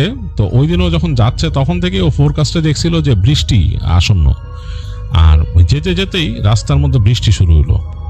তো প্রচন্ড বৃষ্টি মাথায় নিয়ে ও ঢুকলো আর কি, যেই ক্যাম্পিং ইসে যাওয়ার কথা সেখানে গেল। তো গিয়ে যাইতে যাইতে, তো ও তো একটু থাকেই একটু জায়গায়, যেহেতু ওর নিজস্ব ভ্যান আছে, ও ওইটাতে থাকবে। তো যে একটু রিমোট জায়গায়, যে জায়গাটায় আর কি ও পছন্দ করে, ওরকম একটা জায়গায় ভ্যান নিয়ে ঢুকছে। তো ঢুকতে যেই দেখতেছে তখন ও যে অফ রোড যে যাচ্ছে ওই জায়গায় বেশ কাদা টাদা হয়ে গেছে বেশ। তো এই কাদার মধ্যে দিয়ে অফ রোডের এক্সপিরিয়েন্স নিতে নিতে ও সামনে এগিয়ে গেল। ও জায়গাটা চিনে, কারণ ও এর আগে এসে ওইটা সিলেক্ট করে গেছে যে জায়গায় সে আসবে, এর আগে সে ঠিক করছে যে এইখানে থাকবে। তো যাই হোক, এখন যদি মানে তার ভাগ্য খারাপ হয়, অন্য কোনো গাড়ি থেকে যায়, তাহলে তো আর ওখানে থাকা হবে না। তো এগুলা চিন্তা করতে করতে সে এগিয়ে যাইতেছে যাতে অন্য কেউ ওখানে আবার ক্যাম্প না করে। তো এই চিন্তা করতে করতে ও গাড়ি নিয়ে 100 পৌঁছায় গেল, দেখলো যে না, জায়গাটা ফাঁকা, কারণ এই জায়গায় একটু বৃষ্টি হয়েছে, তো আরো মানুষ আসে নাই। তো ও যে ঢুকলো, তো ওই জায়গাটা হচ্ছে এরকম একটু ওভাল টাইপের, মানে ঘুরানো একটা গোল টাইপের জায়গা, চারিপাশ দিয়ে গাছ কিন্তু ঘুরে আছে, আর একটা পাশ দিয়ে খোলা, এবং ওই খোলা জায়গা দিয়ে দূরে পাহাড়গুলো দেখা যায়। তো ও কিন্তু এই জন্যই জায়গাটা সিলেক্ট করছিল, আগের বার এসে দেখছিল যে, আর মানে ও চিন্তা করছিল যে, ওই যে ভয় পাচ্ছিল যে অন্য কোনো গাড়ি এসে পড়ে নাকি, জায়গাটা সুন্দর, কেউ যদি এখানে দেখে আবার এখানে আসে, এর জন্য চিন্তা করতেছিল। যাই হোক, তো গিয়ে দেখছে যে ওই একা, তো ওখানে গাড়ি ঢুকাই দিচ্ছে, গাড়ি ঢুকায় গাড়ি রাখলো। রাখার পর যখন ইঞ্জিন অফ করছে, পুরা কোয়াইট, শুধু বৃষ্টির শব্দ হইতেছে, ওর গাড়ির উপরে যে পড়তেছে বৃষ্টির শব্দ হইতেছে, এবং ওর কাছে বেশ মানে ভালো লাগতেছে, মজাই লাগতেছে। ওর বিড়াল এতক্ষণ ছিল, তো বিড়ালে নিয়েও কিছুক্ষণ খেলা টেলা করলো, খাওয়া দাওয়া করলো, এগুলো করলো বসে ইসের মধ্যে, ভ্যানের মধ্যে। তো তারপরে আর তো কিছু করার নাই, দুইজনে ওই যে বিড়াল নিয়ে বসে সে ওই পিছনে ভ্যানের যে পিছনের অংশটা একটা শেড টেনে দিয়ে ও খুলে দিছে, পিছনের ভ্যানের অংশটা। তো খুলে দিয়ে ও দেখতেছে দূরে এমন জায়গায় ভ্যানটা রাখছে ব্যাক করে, যে ওখান থেকে পিছনে পাহাড়ের খোলা অংশটা দেখা যায় আর কিছু গাছগাছালি। তো ওখানে বসে দেখতেছে কিভাবে বৃষ্টি পড়তেছে, কারণ আকাশের আলোতে বৃষ্টিটা বোঝা যাচ্ছে, অন্ধকার হলেও আকাশের আলোতে বৃষ্টি বোঝা যাচ্ছে, এবং মাঝে মাঝে বজ্রপাত চমকাচ্ছে।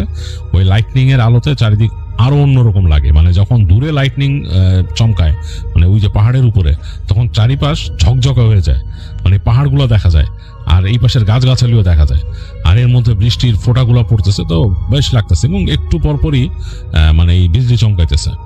তো দেখে বেশ ভালো লাগতেছে, বিড়াল নিয়েও বসে বসে দেখতেছে। তো অনেকক্ষণ এরকম দেখলো, তখন চিন্তা করলো যে না, আর তো কিছু করার নাই, আমি শুয়ে পড়ি, আর কি করব। তো এই চিন্তা করে সে দরজাটা লাগাই দিল, দরজা লাগাই দিয়ে বিড়ালকে তার মতো পাশে শোয়াই দিল, এবং নিজে শোয়ার প্রস্তুতি নিতেছে। তো এই সময় ওর জানি কেমন একটা ফিল হইলো।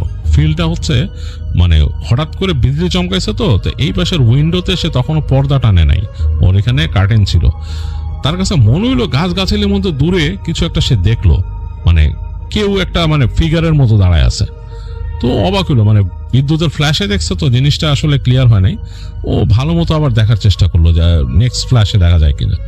তো পরবর্তী অনেকক্ষণ পর যখন আবার বিদ্যুৎ চমকাইছে, দেখলো যে না, কিছু নাই। তো চিন্তা করলো আমি কি এটা কি কল্পনায় দেখছি। তো এই চিন্তা করতে করতে সে আবার নিজের জিনিসপত্র গোছাইতেছে। তো এর মধ্যে কিন্তু বিজলি চমকাইতেছে, তো সবকিছু রেডি করছে, এখন পর্দাটা টানবে। তো লাস্টের বার যখন কার্টেন টানতে গেছে, তখন ও আবার ফ্ল্যাশে দেখলো, মনে হইলো ওইখানে কে দাঁড়ায় আছে, এবং মনে হলো বেশ লম্বা একটা মানুষ দাঁড়ায় আছে, বেশ উঁচু এরকম। তো তখনই ওর মনের মধ্যে কিন্তু মানে এরকম চিন্তা ভাবনা ঢুকে গেছে যে এটা কি অন্য কিছু নাকি, কারণ মানুষের হাইট এত হওয়ার কথা না। দেখেই মনে হইতেছে 7 থেকে 8 ফিট উঁচা। একটু ভয়ও লাগছে, মানে আমার ভাই কিন্তু মোটামুটি বেশ সাহসী, মানে ওর নাম ডাস্টিন, ও আমার থেকে বেশি সাহসী।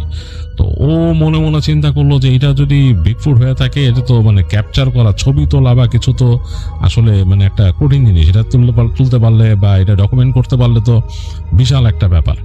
তো সে যেরকম কিউরিয়াসিটি ফিল করতেছে বা আগ্রহ ফিল করতেছে যে এটা ছবি টবি কিছু তুলতে পারি কিনা বা যেটা দেখছি ওটা আসলে রিয়েল কিনা, একই সাথে সে ভয়ও পাইতেছে, কারণ জিনিসটা তো আসলে অতিপ্রাকৃতই, কারণ এখন পর্যন্ত তো এরকম কোনো প্রমাণ নাই এরকম কিছু দেখার, আর এটা কেমন ইন নেচার, ফেরোসাস কিনা হুনোস, তো এই জন্য ভয়ও পাচ্ছে।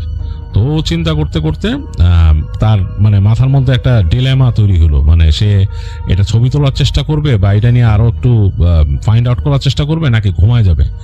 এই চিন্তা করতে করতে হঠাৎ চিন্তা করলো যে আমি বের হই, আস্তে করে বের হই। তো ওর যে এখানে একটা বক্স ছিল, ওই বক্সের ভিতর থেকে ওর হ্যান্ডিক্যাম আর ফ্ল্যাশ লাইট নিয়ে ও বের হয়।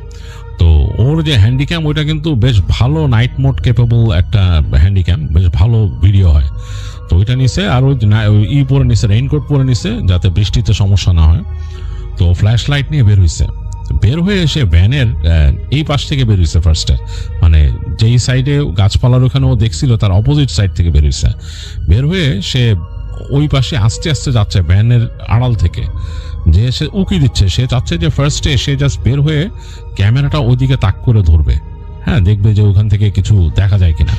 তো বৃষ্টি কিন্তু পড়তেছে, ওর জ্যাকেটের মধ্যে পটপট পটপট করে বৃষ্টি পড়তেছে। তো আস্তে আস্তে ভ্যানের সাথে গা লাগায় লাগায় একদম শেষ মাথায় গেছে, গিয়ে ওর যে ক্যামেরাটা সেটা অন করছে, অন করে সে আস্তে করে ক্যামেরার লেন্সটা ওদিকে তাক করছে, করে সে তারপর তাকাচ্ছে। তো ওর নিজের চোখে তো এত ভালো দেখতে পারতেছে না, ক্যামেরার যে ফ্ল্যাপ খুলছে, যে মনিটর ফ্ল্যাপ, ওইটাতে ও দেখতেছে, আবার ওইটাকে আড়ালও দিতেছে ওর হাত দিয়ে যাতে পানি বেশি না লাগে। ওইটা মানে মানে ওয়াটারপ্রুফ ছিল, তারপরও সে হাত দিয়ে ওটাকে আড়াল করতেছে দেখার জন্য। তো ওই ক্যামেরার যে মনিটর, ওটার মধ্যে দেখা যাচ্ছে যে ওই জায়গার গাছপালাগুলা, যেই জায়গাতে ও ফোকাস করছে ওখান থেকে দেখা যাচ্ছে গাছপালাগুলো নড়তেছে, ওইখানে কিছু দেখা যাচ্ছে না, মানে পুরা নর্মাল বৃষ্টির পানি হালকা হালকা পড়ছে, তখন কিন্তু খুব ভারী বৃষ্টি না, ড্রিজলিং ব্রেইন হচ্ছে। তো চিন্তা করলো আমি কি যাবো নাকি ওইখানে। এই চিন্তা করে তার ভয় লাগা শুরু করলো, বেশ ভয় পাইতেছিল ডাস্টিন। তো তারপরও একসময় কিউরিয়াসিটি আসলে বেশি পেয়ে বসছে।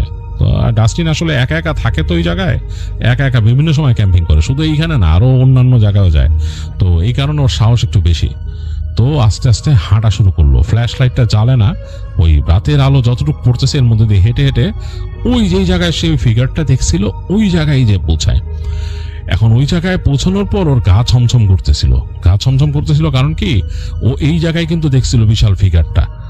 তো ও চিন্তা করতেছে যে মানে এখানে কিছু আছে নাকি, আমাকে দেখতেছে নাকি, মানে এম আই বিং ওয়াচড, মানে কোনো জায়গা থেকে আমাকে দেখতেছে নাকি, এরকম চিন্তা করতে করতে আরো সামনে এগিয়ে যায়।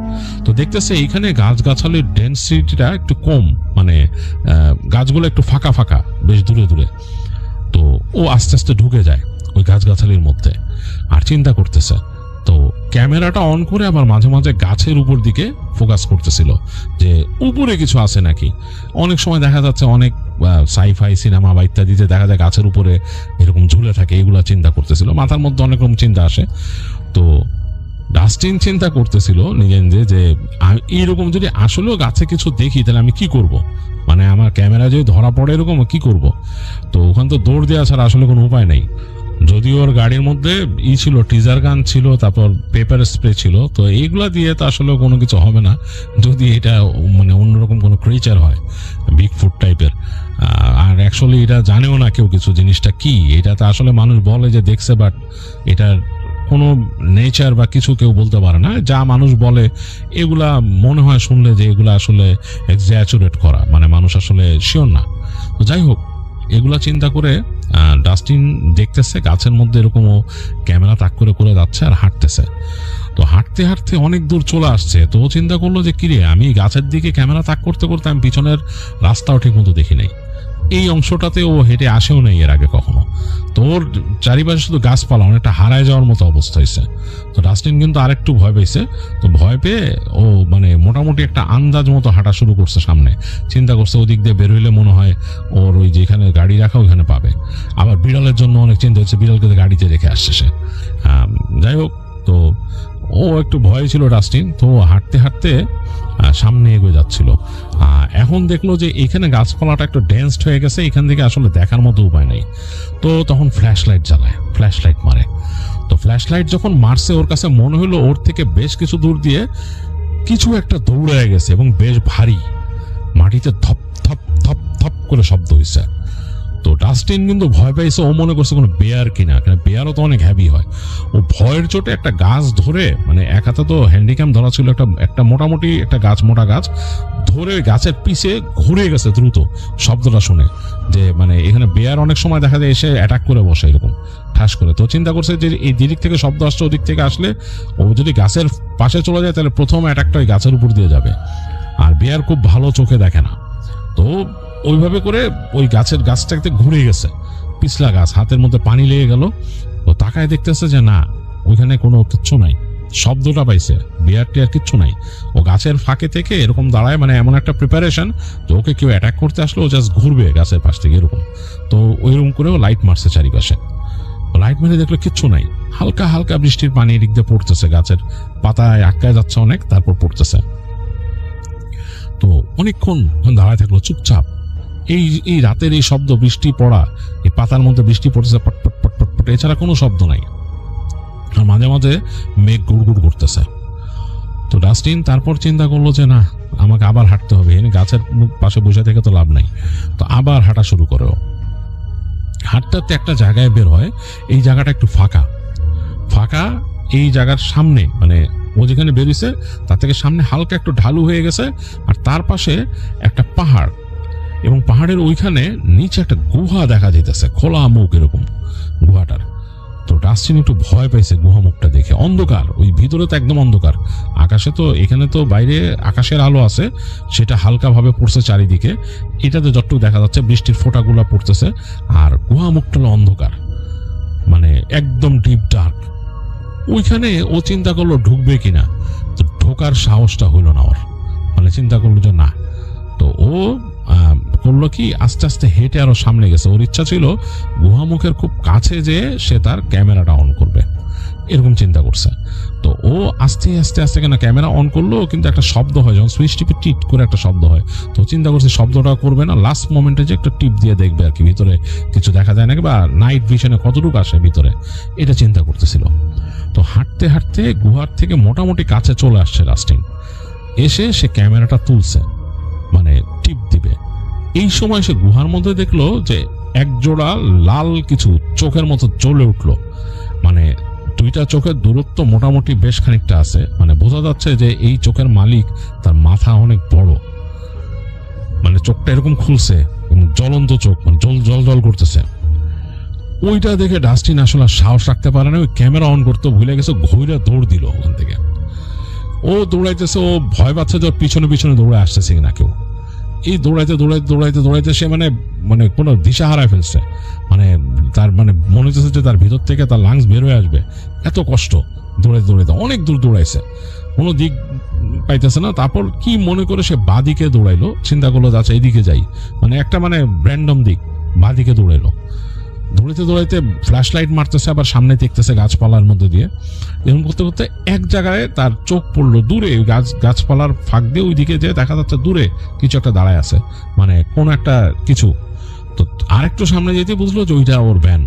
তো দৌড়ায় তাড়াতাড়ি ফাঁকা জায়গাতে বের হয়ে আসছে ভ্যানের কাছে, এসে তো মানে ও থ্যাঙ্কস গড মনে মনে বলতেছে, মানে বলতেছে আই শুডন্ট হ্যাভ গান দেয়ার, এটা ভাবতে ভাবতে যে সে আস্তে করে তার ভ্যানের দরজা খুলছে।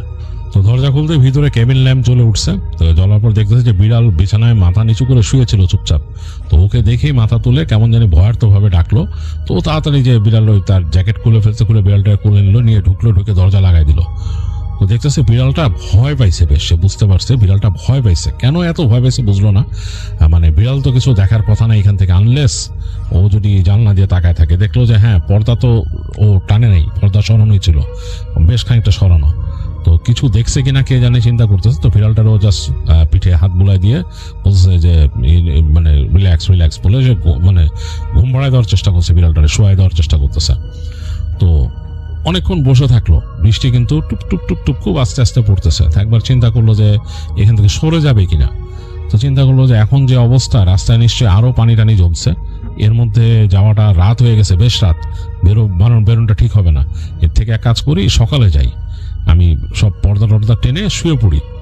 চিন্তা করো, মেকশিওর করলো যে ও লক টক সব করা আছে কিনা, দরজা সব লক আছে নাকি। তো জ্যাকেট তো আগেই চেঞ্জ করে রাখছে, তো নিজের জাস্ট প্যান্টটা চেঞ্জ করে ও পর্দা টর্দা ভালো মতো টেনে দিয়ে বিছানায় শুয়ে পড়লো। তো ডাস্টিন বিছানায় শুয়ে অনেকক্ষণ তার ঘুম আসতেছে না, কারণ এই টিপ টিপ বৃষ্টির শব্দ আসতেছে আর ওই যে মাথায় টেনশন যে ও কি দেখলো এটা কিন্তু অনেকক্ষণ ঘুম আসতেছে না। তো এক সময় ওর এসে গেছে, তন্দ্রার মতো এসে গেছে, মানে ঘুম মানে চোখ লেগে আসছে, ঘুমায় যাবে। এই সময় হঠাৎ করে মনে হলো যে ওর বিড়াল গড়গড় করে ডাকতেছে, আর কেমন জানি বিড়াল যেরকম মারামারি করলে যেরকম শব্দ করে ম্যাও এরকম করে এরকম করতেছে, বেশ মানে গড়গড় করে শব্দ করতেছে আর বেশ গলার ভেতর থেকে শব্দ করতেছে। তো জাস্ট তাকায় দেখতেছে, তখন কিন্তু ভেতরের ওর যে কেবিন ল্যাম্প বন্ধ করা, এই পর্দার ফাঁক দিয়ে হালকা আলো আসতেছে, ওই রাতের আলো। এর মধ্যে দেখতেছে ওই জানালার দিকে তাকায় বিড়ালটা ম্যাও করতেছে। তো পেছনের যে ওর ছিল মানে হ্যাচটা ছিল, ওই হ্যাচের যে মানে ইটা পেছনের যে উইন্ডশিল্ডের মতো হ্যাচের রেয়ার উইন্ডশিল্ড যেটা, ওইটা কিন্তু ও জাস্ট একটা হালকা পাতলা একটা দিয়ে দিছিল ফিল্টারের মতো, ওখানে পর্দা দেয় নাই, কারণ ওই দিনের বেলা তখন হালকা একটু আলো আসা দরকার। তো রাতের যে আলোটা ওইটা কিন্তু এখান থেকে দেখা যাচ্ছে, বাইরের অংশ ওই ফিল্টার ভেদ করেও খানিকটা দেখা যাচ্ছে। তো দেখতেছে বিড়ালটা ওই আলোতে, ওই হালকা আলো রুমের মধ্যে, ওই তার ওই ইসের মধ্যে ভ্যানের মধ্যে ওই হালকা আলোতে চোখে যতটুকু শুয়ে আসছে, এর মধ্যে ডাস্টিন দেখতেছে যে ওর যে ওই পিছনের যে রেয়ার উইন্ডশিল্ড যেটা আছে ওইটার মধ্যে কিছু একটা হয়তো সামনে আসলো, মাথা, একটা মাথার মতো, এবং মাথাটা বেশ বড় বোঝা গেল, মানে রাতের ওই যে রাতের আলো যতটুকু পড়ছে ওইটা তো ওই জায়গাটা কভার করছে, তো ওই জায়গায় যখন মাথাটা আসছে একটা ছায়া তৈরি হয়েছে।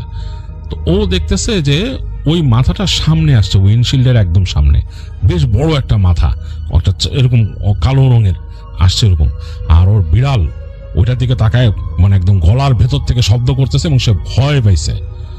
তো ডাস্টিন বিড়ালের গায়ে হাত দিয়ে দেখে বিড়ালটা কাঁপতেছে লিটারালি ভিতরে, এবং তার লেজ এরকম ফুলে গেছে, সে বুঝতে পারছে। তো এইরকম অ্যাটাকিং শান্ত বিড়াল হয় না, প্রচন্ড ভয় পেয়ে অ্যাটাকিং হয়েছে বিড়ালটা।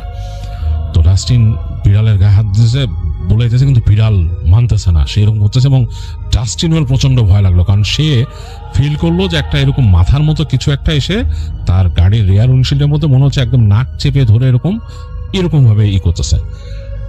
এই সময় সে দেখলো যে একজোড়া চোখ মনে ওইখানে জল জল করতেছে ওই ফিল্টারের ওই পাশে, ফিল্টারটা না থাকলে স্পষ্ট সে দেখতে পারতো। এখানে তার যা মনে হয়েছে বড় একটা মাথা এবং জ্বলন্ত দুইটা চোখ, এরকম মানে জল জল করতে দুইটা চোখ তার দিকে তাকায় আছে রেয়ার উইন্ডশিল্ডের এই ফিল্টারের ওই পারে। ওর কিন্তু একটা পাতলা প্লাস্টিকের নেট টাইপের ফিল্টার লাগানো, ওইটার মধ্যে না থাকলে কিন্তু পুরো স্পষ্ট সে হয়তো অনেক কিছুই দেখতে পারতো আরো। তো ডাস্টিন অন্ধকারে নিজেও কাঁপতেছে, ওর বিড়ালও এরকম গড়গড় করতেছে, সেই তো বিড়ালকে সে রিল্যাক্স করার চেষ্টা করতে, বিড়াল যাতে ওইটাকে আবার না ডাকে, কিন্তু বেশ বড় সাইজের। এই সময় সে একটা ভারী শব্দ শুনলো, মনে হলো নাক দিয়ে নিঃশ্বাস ফেলার মতো, আর মনে হলো তার ভ্যানটাকে কেউ একটু ধাক্কা দিল, সামনের দিকে নড়ে উঠছে ভ্যান। মানে ডাস্টিন এত ভয় পেয়েছে, ও লাফ দিয়ে তাড়াতাড়ি তার ওই বিছানার থেকে নেমে এসে একদম মানে প্রায় ক্রল করে, মানে একটা পা সামনে দিয়ে কোনো মতো তার সামনে চলে আসছে, এসে ড্রাইভিং সিটে বসে তার সামনের যে উইন্ডশিল্ডের যে একটা কভার দিয়ে রাখছিল ওটা টান দিয়ে সরায় ফেললো, মানে দ্রুত গাড়িটা স্টার্ট দিল, দিয়ে ধুম করে সে ওটা ড্রাইভে ফেলে টান মানে অ্যাক্সেলারেটর চেপে ধরছে। ওর এত খেয়ালও নাই যে ও কোন দিকে যাচ্ছে, হেডলাইটটা জ্বালাই দিয়েছে, হঠাৎ করে চোখে পড়লো সামনের রাস্তাটা মানে ভিজা, পানি অনেকটাই জমে গেছে এদিক দিয়ে। তো মোটামুটি আন্দাজেই সে ঘুরায় সামনে বের হয়ে আসছে, প্রচন্ড ভয় পেয়েছে সে। এবং যখন সে ওই দিক দিয়ে বের হয়ে যায় ঘুরে, তখন পিছনে মনে হলো যে বিশাল জোরে একটা প্রাণীর ডাক। তো ডাস্টিন বলছে যে এই ডাকটা জাস্ট লাইক ওই যে আমি সহ ছোটবেলায় শুনছিলাম, মানে আমি যখন আরো ছোট ছিলাম, আমরা যখন গেছিলাম, যেই ডাকটা শুনছিল সেই ডাকটাই আরো লাউড, আরো কাছের থেকে শব্দটা পাইছে। তো ডাস্টিন তাড়াতাড়ি ওখান দিয়ে রাস্তা দিয়ে ঘুরে আসতেছে, এবং তার কাছে মনে হলো ওইটা জিনিসটা ডাকতে ডাকতে তার কাছাকাছি চলে আসতেছে, মানে সাউন্ডটা আরো লাউড হইতেছে, মনে কাছাকাছি চলে আসতেছে। তো ও পিছনের দিকে তাকায়, ওই যে তার কিছু দেখতে পাচ্ছে না আলো আধারির মধ্যে। তো একটা জায়গায় এসে আলোটা বেশ ছড়ায় পড়ছিল রাস্তার দুই পাশে, মানে তার যে হেডলাইটের আলো এটা এইভাবে ছড়ায় গেছে গাছে যে পিছনের অংশটা একটু আলোকিত হয়েছে, আর এর মধ্যে সে ব্রেক করছিল। এই টেইল লাইটের আলোতে আর এই লাইটের ছড়ানো আলোতে কিছু একটা মনে হয়েছে বেশ বড় সাইজের, মানে 8-9 ফিট হবে, তার যে ভ্যান ছিল ভ্যানের উচ্চতা হবে এরকম, দুইটা হাত উঁচা করে এরকম করে সাউন্ড করতেছে। মনে হলো একটা অবয়বের মতো। তো ডাস্টিন আসলে মানে ও থামার তো প্রশ্নই আসে না, ও কাদার মধ্যে দিয়ে চালায় যেভাবে পারে, উঠে এসে মেন রাস্তায় উঠছে। ওইখান থেকে মানে মেন রাস্তা মানে ওই যে ওই ক্যাম্পের ওই ফরেস্টের রাস্তায় সেখানে উঠছে, ওইখান থেকে উঠে এসে চালায় ওই রাত্রেবেলায় বের হয়ে গেছে একদম মেইন রোডে যে সে মানে খুব ফাস্ট চালায় সে একেবারে মানে আমাদের বাবার যে বাড়ি, আমার আব্বা আলাদা থাকতো, তো ওই বাড়িতে চলে গেছে। ডাস্টিন আব্বার সাথে থাকতো না, ও আলাদা থাকতো, তারপরও সে আব্বার বাসায় চলে গেছে। তো যাওয়ার পর পার্কিং লটে গাড়ি পার্ক করে সে সমানে হং করতেছিল। তো হং করাতে আমার আব্বা আবার খুব একটু রাগী মানুষ, রাগ করে বেরিয়েছে, মানে হুস দেয়ার বলে কি ব্যাপার বলে ডাস্টিনের গাড়ি দেখে সে চিন্তা করলো যে কি ব্যাপার, ও এরকম হং করতেছে কেন। তো আব্বা বেরোয় আসছিল বাসা থেকে, বেরোয় আসার পরে ডাস্টিন তখন গেট খুলে বেরিয়েছে। তো আব্বা জিজ্ঞেস করলো কি হয়েছে, তখন সে আব্বাকে বললো যে এরকম ঘটনা, এরকম ঘটনা সম্পর্কে। তো আব্বা ওর সাথে রাগারাগি করলো যে তোমারে কে বলছে রাত বিরাইতে ক্যাম্পিং করতে, তুমি তো একটা মানে সিক মানুষ হয়ে যেতেছো, দিনের রাত্রে দিন নাই রাত নাই তুমি ভ্যান নিয়ে ঘুরো আর এদিক ওদিক যাও, মানে হোয়াট ইজ দ্য ক্যাচ। মানে আমার আব্বার কিছু ব্যবসা বাণিজ্য ছিল, ওগুলো দেখতে বলছিল ডাস্টিনরে, তো ওগুলোর দিকে ওর মন ছিল না একদম। তো আব্বা রাগারাগি করলো। তো যাই হোক ডাস্টিন পরে চলে আসে। তো এই ঘটনা তো আব্বা শুনছে এবং আমার ফ্যামিলির আরো আমার কাজিনরাও শুনছে, আমি তো শুনছি। তো আমার ভাই কিন্তু এই জিনিসটা দেখছিল এবং দ্যাট ইজ দ্য ক্লোজেস্ট মানে আমার ভাইয়ের এক্সপিরিয়েন্স যে এরকম অতিলৌকিক কিছু দেখার, এবং দ্যাট ইজ স্কেরি। তো এই ঘটনা ইরফান শুনতে তাদের তখন অলরেডি আলো বের হয়ে গেছে, মানে ভোর হয়ে গেছে। তো তখন ওই ড্যান বলল যে আমার আরো ট্রিপ মারতে হবে, আরো অনেক ডেলিভারি আর সাইট আছে, যেতে হবে। তো যাই হোক তোমার এই ঘটনাটা বললাম, এরকম ঘটনা যদি তুমি লাইক করো, আরো এরকম ঘটনা পেলে তোমাকে আমি বলবো বলে ইরফানের কাছ থেকে ড্যান বিদায় নেয়। আর ইরফান বেশ ফ্যান্টাসাইজ হয়ে যায় চিন্তা করে যে কেমন লাগবে। তো ইরফান অনেকদিন চেষ্টা করছে, তার পরিচিত কিছু বন্ধু বান্ধবকে বলছে যে চলো আমরা যে উডসে যাই, মানে ওই নর্দার্ন সাইডে না যেতে পারলো মোটামুটি এখানে যেসব ক্যাম্পিং গ্রাউন্ড আছে ওখানে যাই। তো রাজি করাইতে পারে না, ওখানকার পরিচিত যারা আছে তারা কেউই নাকি যেতে চায় না ওইখানে, দে আর স্কেপটিক, মানে এইসব ব্যাপারে তারা রাজি না। তারা বলে যে আমরা দিনে কোথাও যাই পিকনিক করে চলে আসি, মানে রাতে থাকবে না তারা। তো এই জন্য ইরফানের যাওয়া হয় নাই। ইরফান উইশ করে যে সে যদি কখনো সুযোগ পায় সে কারো সাথে চলে যাবে, হয়তো ড্যান বা এরকম কারোর সাথেই কোনো একটা চান্স খুঁজে যাবে যে ঘুরে আসবে এরকম জায়গায়, একটা রাতে ওভারনাইট স্টে করলে কেমন লাগে সে এক্সপিরিয়েন্সটা সে নেবে। আর যদি কোনো কিছু সেখানে সে পায় সেটা সে জানাবে, বলছে যে পেলে কোনো ভিডিও ফুটেজ পেলে সেটাও পাঠাবে। তো এই ছিল ইরফানের কালেক্ট করা একটা ঘটনা। যে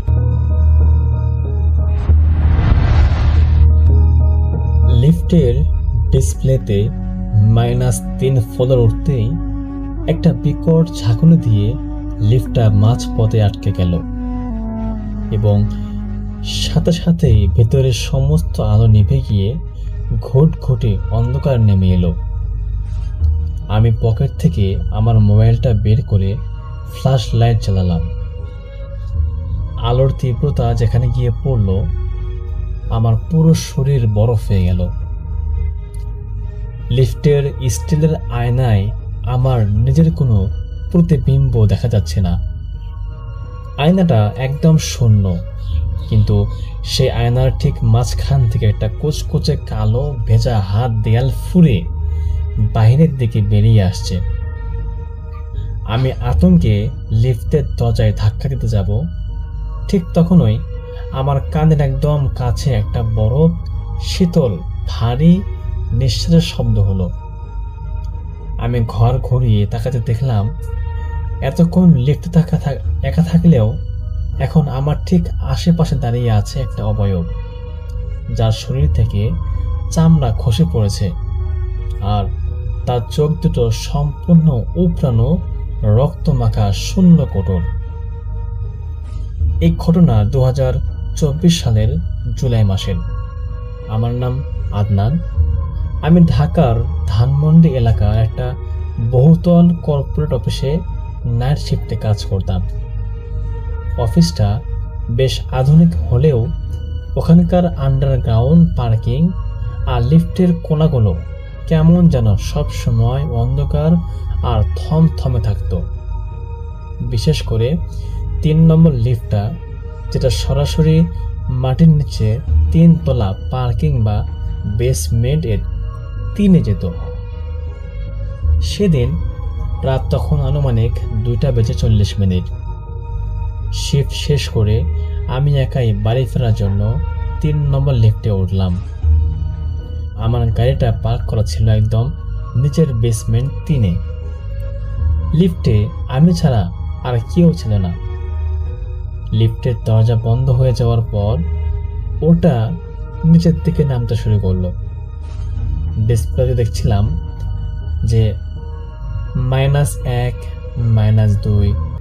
ঠিক যখন -3 ফ্লোরে পৌঁছানোর কথা, তখনই একটা বিকট ধাতব শব্দ করে লিফটটা মাঝ পথে থমকে গেল। বাতিগুলো কয়েকবার দপ দপ করে পুরোপুরি নিভে গেল। আমি একটু বিরক্ত হয়ে পকেট থেকে মোবাইলটা বের করে ফ্ল্যাশ লাইট অন করলাম। লিফটের চারদিকের স্টিলের চকচকে দেয়ালে আলোর প্রতিফলন ঘটল, কিন্তু আমি যখন সামনের আয়নাটার দিকে তাকালাম, আমার বুকের ভেতরটা ধকধক করে উঠল। আয়নায় আমার নিজের কোনো প্রতিবিম্ব নেই। আলোর নিচে আমি দাঁড়িয়ে আছি, অথচ আয়নাটা একদম খালি, যেন ওখানে কোনো কারোই উপস্থিতই নেই। ঠিক তখনই সেই আয়নার মসৃণ স্টিলটা মোমের মতো গলতে শুরু করলো এবং তার ভেতর থেকে একটা দীর্ঘ কুচকুচে কালো ভেজা হাত বাইরের দিকে বের হয়ে এসলো। হাতটার নখগুলো ছিল অমানসিক রকমের লম্বা এবং ধারালো। আমি ভয়ে চিৎকার করে লিফটের ইমার্জেন্সি বাটনে চাপ দিতে গেলাম, কিন্তু ঠিক সেই মুহূর্তে আমার ঘাড়ের ঠিক পেছনে কেউ একজন তীব্র ঠান্ডা আর দীর্ঘ শ্বাস ফেলল। ঘরের তাপমাত্রা 1 সেকেন্ডের মধ্যে মাইনাসে নেমে গেল, আর আমার নাক দিয়ে একটা পচা মাংসের গন্ধ মাথায় গিয়ে ঠেকল। আমি কাঁপতে কাঁপতে খুব ধীরে ধীরে আমার ডান পাশের ঘাড় ঘোরালাম। লিফটের সেই ছোট বন্ধ জায়গায় আমার ঠিক পাশে দাঁড়িয়েছিল একটা বিভৎস অবয়ব। তার পরনের কাপড়টা রক্ত আর কাদায় মাখা। সবচেয়ে ভয়ঙ্কর ছিল তার মুখটা। তার মুখের কোনো চামড়া ছিল না, আর তার চোখ দুটো যেন কেউ ধারালো কিছু দিয়ে উপড়ে নিয়েছে। সেই দুটো শূন্য রক্তমাখা কোটর দিয়ে কালো রঙের থকথকে ত্বরণ গড়িয়ে পড়ছিল। সে তার সেই মাংসহীন চোয়ালটা মেলে আমার দিকে তাকিয়ে একটা বিকট চেরা গলায় ফিসফিস করে বলে উঠল, অনেকদিন পর নিচে যাবার সঙ্গী পাইলাম। এতদিন শুধু আমি এখানে একা একাই নিচে যাওয়া আসা করতাম। আজকে সঙ্গী পেয়েছি, আজকে আমি আর তোকে ছাড়বো না। আজকে তোকে আমি আমার পার্মানেন্ট ভাবেই সঙ্গী বানিয়ে নেব। এই কথা শেষ হতেই সেই গলিত হাতটা এক ঝটকা এসে আমার বুকে চেপে ধরল। তীব্র এক ঠান্ডা যন্ত্রণায় আমার মনে হলো আমার হৃৎপিণ্ডটা এখনোই বন্ধ হয়ে যাবে। আমি আর সহ্য করতে পারলাম না। মনের সমস্ত শক্তি, মানুষের শক্তি এক করে চোখ দুটো জোরে বন্ধ করে আমি চিৎকার করে সৃষ্টিকর্তার নাম জপতে লাগলাম এবং আয়াতুল কুরসি এবং সূরা নাস পড়তে লাগলাম। এমনটা পড়তে পড়তেই আমি ওখানে লিফটের মধ্যেই অজ্ঞান হয়ে লুটিয়ে পড়লাম। পরদিন সকালে সিকিউরিটি গার্ডরা লিফট ঠিক করার পর আমাকে ভেতর থেকে অচেতন অবস্থায় উদ্ধার করে। ডাক্তাররা বলেছিলেন তীব্র আতঙ্কে আমার মাইল্ড স্ট্রোক করেছিল। তারপর আমি আমার চাকরিটা ছেড়ে দিয়েছি, কিন্তু আজ পর্যন্ত আমি কোনো লিফটে একা উঠতে পারি না, কারণ আজও বন্ধ লিফটের আয়নার দিকে তাকালে আমার মনে হয় পিছনের অন্ধকার থেকে সেই শূন্য চোখের অবয়বটা আমার দিকে হাত বাড়িয়ে ফিসফিস করে বলছে, পরের ফ্লোরে তুই আমার সাথে নামবি, কারণ না তুই আমার সেই পার্মানেন্ট সঙ্গী। তো এই ছিল মেয়ে আজকের ঘটনা। আশা করছি আপনাদের ভালো লেগেছে। যদি ভালো লাগে আপনারা অবশ্যই লাইক, কমেন্ট, শেয়ার করবেন। এবং যদি আপনাদের মধ্যে এমন কেউ থাকেন যার সাথে এমন কোনো ঘটনা ঘটে গিয়েছে, আপনারা অবশ্যই আমাদেরকে কমেন্ট করে জানাবেন অথবা মেইল করবেন। দেখা হবে পরবর্তী কোন এপিসোডে। আজকের মতো এখানেই বিদায়। আল্লাহ হাফেজ।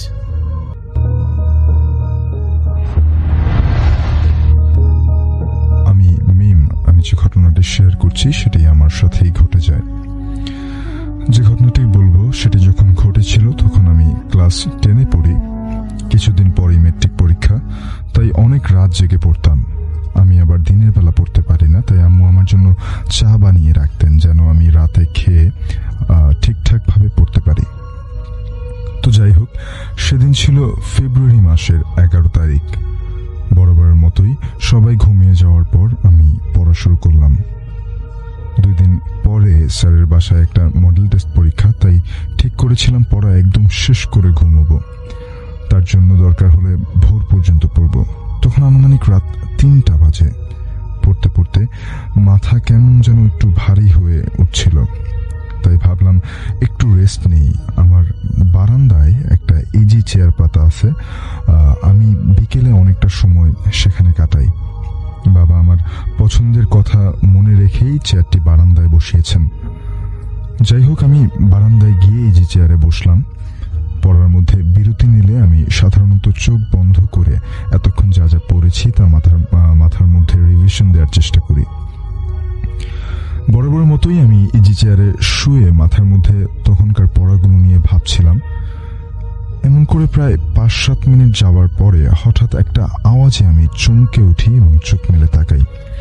বলা বাহুল্য, আমরা ক্যান্টনমেন্টের ভেতরে থাকি। আর্মিদের জন্য যে কোয়ার্টারগুলো রয়েছে সেখানে আমরা থাকতাম। চোর ডাকাতের কোনো বালাই ছিল না, আর গার্ড যিনি ছিলেন তিনি থাকতেন একদম গেটের ঢোকার পথে, অর্থাৎ গেটের সামনে। সিকিউরিটি সিস্টেম অনেক হাই ছিল। যাই হোক, আমি চমকে চোখ মেলে তাকিয়ে এদিক সেদিক দেখলাম, কিছুই চোখে পড়ল না। অথচ আমি স্পষ্ট একটা শব্দ পেয়েছি। শব্দটা কিসের ছিল আমি জানি না, তবে অনেকটা কোমল গলায় কেউ ডাকলে যেমন আওয়াজ হয় তেমন। আমার বাড়ির আশপাশেই কোথাও থেকে শব্দটা আসছিল। আমরা 2 তলায় থাকতাম, তাই বারান্দা থেকে উকি দিলে নিচের দিকটা স্পষ্ট দেখা যেত। আমি প্রথমে ভাবলাম যে বারান্দার দরজা আটকে দিয়ে রুমে চলে যাই, কিন্তু পরক্ষণেই মনের মধ্যে কেমন যেন একটা খুঁতখুঁতানি চলে আসলো যে কিসের আওয়াজ ছিল সেটা। যদি কেউ আমার নাম ধরে ডাক দেয় তাহলে এত গভীর রাতে কেন আসবে? মাথায় কিছুই ঢুকছিল না। বারান্দার দরজা আটকে দিয়ে রুমের ভেতরে ঢুকলাম। ভাবলাম পড়ালেখা নিয়ে ব্যস্ত হয়ে পড়লে ভুলে যাব, কিন্তু 10 মিনিটের মতো শুধু শুধু বই নিয়ে বসে থাকলাম। মাথার মধ্যে চিন্তার ঝড় বয়ে যাচ্ছে। অবশেষে ঠিক করলাম আবারও যাব বারান্দায়। সাহস করে দরজা খুলে বারান্দায় দাঁড়ালাম। আশেপাশে আবারও ভালো করে তাকিয়ে দেখলাম না, কেউ তো নেই। ধীরে ধীরে গিয়ে বসলাম ইজি চেয়ারটায়। অন্যান্য দিন যখন বসি তখন মনটা খুব শান্ত হয়ে যায়, আজকে ঠিক তার উল্টোটা হলো। ইজি চেয়ারে বসার সাথে সাথেই কেমন যেন কেঁপে উঠলাম। আমি ইজি চেয়ার ছেড়ে রুমে গিয়েছি প্রায় মিনিট 10 হবে। এখনো ঢাকা শহরের শীত ভালোই আছে, যেহেতু তিনি বলেছিলেন যে ফেব্রুয়ারি মাস, এটা সো শীত থাকারই কথা। এখনো ঢাকা শহরের শীত ভালোই আছে। যেই সময়ের ব্যবধানে আমি চেয়ারে আবার ফিরে এসেছি তাতে চেয়ারটা ঠান্ডা হয়ে যাবার কথা, কিন্তু চেয়ারে বসা মাত্রই অনুভব করলাম সেটা অনেক গরম, যেন এই মাত্র কেউ চেয়ারটা থেকে উঠে দাঁড়ালো। বুকের মধ্যে হৃৎপিণ্ডটা ধক ধক করে হাতুড়ের মতো পিটাচ্ছিল। চোখ বন্ধ করে আল্লাহ আল্লাহ করতে লাগলাম। তখন অনেক ছোট ছিলাম, কিন্তু তারপরেও বলতে গেলে আমার বয়সী অন্য যে কোনো মেয়ের চেয়ে আমি একটু বেশি সাহসী ছিলাম। এমনভাবে প্রায় মিনিট 2 কাটলো। হঠাৎ আমাকে চমকে দিয়ে কে যেন আবারও আমার নাম ধরে ডেকে উঠল। ভয়ে শরীরের পশমগুলো দাঁড়িয়ে গেছে। এবার আমি স্পষ্ট শুনতে পেয়েছি অনেকটা বাতাসে ভর করে কে যেন আসছিল কথাগুলো, মিম মিম দেখো, এমন বিক্ষিপ্ত কয়েকটা শব্দ। ভয়ে কাঁপতে কাঁপতে আমি চোখ মেললাম, আবারও কিছু চোখে পড়লো না। তাকালাম বাইরের দিকে, আশেপাশের বেশিরভাগ বাসার আলো নেভানো, শুধু দূরে এফ ব্লকে একটা বাড়িতে আলো জ্বলছে। হঠাৎ মনে সন্দেহ হলো, আওয়াজটা কি নিচ থেকে আসছে না তো? আমাদের বারান্দায় কোনো গ্রিল লাগানো ছিল না, তাই ইচ্ছে হলেই আর কি ঝুঁকে নিচে দেখা যেত। আমি সাহস করে আল্লাহর নাম নিয়ে বুকে ফু দিয়ে বারান্দার ওয়ালে ঝুঁকে নিচের দিকে তাকালাম। নিচে কলিং বেল লাগানো, তাই রাতে সুবিধা হবে ভেবে একটা লাইট সব সময় জ্বালানো থাকে। সেই আলো মেইন গেটের সেখান থেকে শুরু করে গেটের সামনে অনেকটুকু রাস্তা পর্যন্ত এসে পৌঁছেছে। সেই আলোয় আমি যা দেখলাম তা জীবনেও ভোলার মতো নয়। আমি উকি দিয়ে দেখলাম নিচে কে যেন ঠিক আমার দিকেই তাকিয়ে আছে, যেন জানতো আমি এই মুহূর্তে উকি দেব। ওই জিনিসটা এমন জায়গায় দাঁড়ানো ছিল যে গেটের আলোটা প্রায় তার মুখের উপরে এসে পড়েছে। ওর মুখটা দেখে আমি ভয়ে কেঁপে উঠলাম। ছেলে না মেয়ে তা পরিষ্কার বোঝা যাচ্ছিল না। আমার দিকে অপলক দৃষ্টিতে কিছুক্ষণ তাকিয়ে রইল, এরপর আমার দিকে একটা হাত বাড়িয়ে দিল। আমি ভয়ে জ্ঞান হারানোর মতো অবস্থা, চিৎকার করতে চাচ্ছি কিন্তু মুখ দিয়ে কোনো আওয়াজ বেরোচ্ছে না। এবার দেখলাম সেই আকৃতিটি আস্তে আস্তে হাওয়ায় ভেসে আমার দিকে আসতে লাগলো। আমি পাগলের মতো চিৎকার করার চেষ্টা করছি কিন্তু পারছি না। দৌড়ে যে ভেতরে চলে যাব তারও উপায় নেই। জিনিসটা প্রায় আমার সামনে চলে এসেছে। আমার থেকে তার দূরত্ব আনুমানিক 3-4 হাত মতো হবে। শেষবারের মতো একবার চেষ্টা করলাম চিৎকার দেওয়ার জন্য। হঠাৎ কোয়ার্টারের পাশের মসজিদ থেকে আজানের শব্দ ভেসে এলো। সাথে সাথে দেখলাম আকৃতিটা আমার থেকে অনেক দূরে সরে যাচ্ছে। হেঁটে যাচ্ছে না, অনেকটা ঘুরে যেমন করে উড়ে ঠিক তেমন করে। যতদূর পর্যন্ত আলো যায় ততদূর পর্যন্ত দেখতে পেলাম। শেষ মুহূর্তে আবার আমার দিকে ওইটা মাথা ঘুরে তাকালো। স্পষ্ট দেখতে পেলাম অন্ধকারে সবুজ রঙের একটা আলো বের হচ্ছে ওটার চোখ দিয়ে। পরদিন যখন আমি চোখ মেলি তখন আমাকে নিজের রুমে দেখতে পাই, খাটে শোয়ানো, মাথার উপর ফ্যানটা তুমুল স্পিডে ঘুরছে। ওঠার চেষ্টা করলাম কিন্তু শরীরে কোনো শক্তি পেলাম না ওঠার মতো। গলা দিয়ে চিৎকার করে মাকে ডাকার চেষ্টা করলাম, তেমন কোনো শব্দও বের হলো না। গড়গড় একটা আওয়াজ হচ্ছিল। ভাগ্য ভালো মা পাশেই ছিলেন, দৌড়ে এসে হাজির হলেন, রান্না করছিলেন মনে হয়। আমাকে দেখেই মাথায় হাত রাখলো। মা আমাকে জিজ্ঞেস করলেন যে কি হয়েছে। আমি খুবই দুর্বল অনুভব করছিলাম। মাকে বললাম যে পরে বলবো, আগে বলো আমি ঘরে এলাম কিভাবে। মা বলল সকালে নামাজের জন্য ওঠার পর আমাকে রুমে না পেয়ে তিনি বারান্দায় যান। সেখানে গিয়ে দেখেন আমি ইজি চেয়ারে পাশে মেঝেতে পড়ে আছি। মা আরো জানান বাসার একটা বিড়াল পালতাম আমরা, সেই বিড়ালটিকে নাকি আজকে সকাল থেকে পাওয়া যাচ্ছিল না। পরে উপরতলার আঙ্কেল বাজার থেকে আসার পথে বিড়ালটিকে বাসার পাশের ঝোপের মধ্যে মৃত দেখতে পান। কে যেন সেটাকে মেরে ছিন্ন ভিন্ন করে ফেলে রেখেছে, নাড়ি ভুড়ি বের হয়ে গেছে। কিন্তু আশ্চর্যের ব্যাপার হলো বিড়ালটার গায়ে এক ফোঁটাও রক্তও ছিল না, যেন কেউ চুষে বিড়ালটার দেহের সব রক্ত শেষ করে ফেলেছে।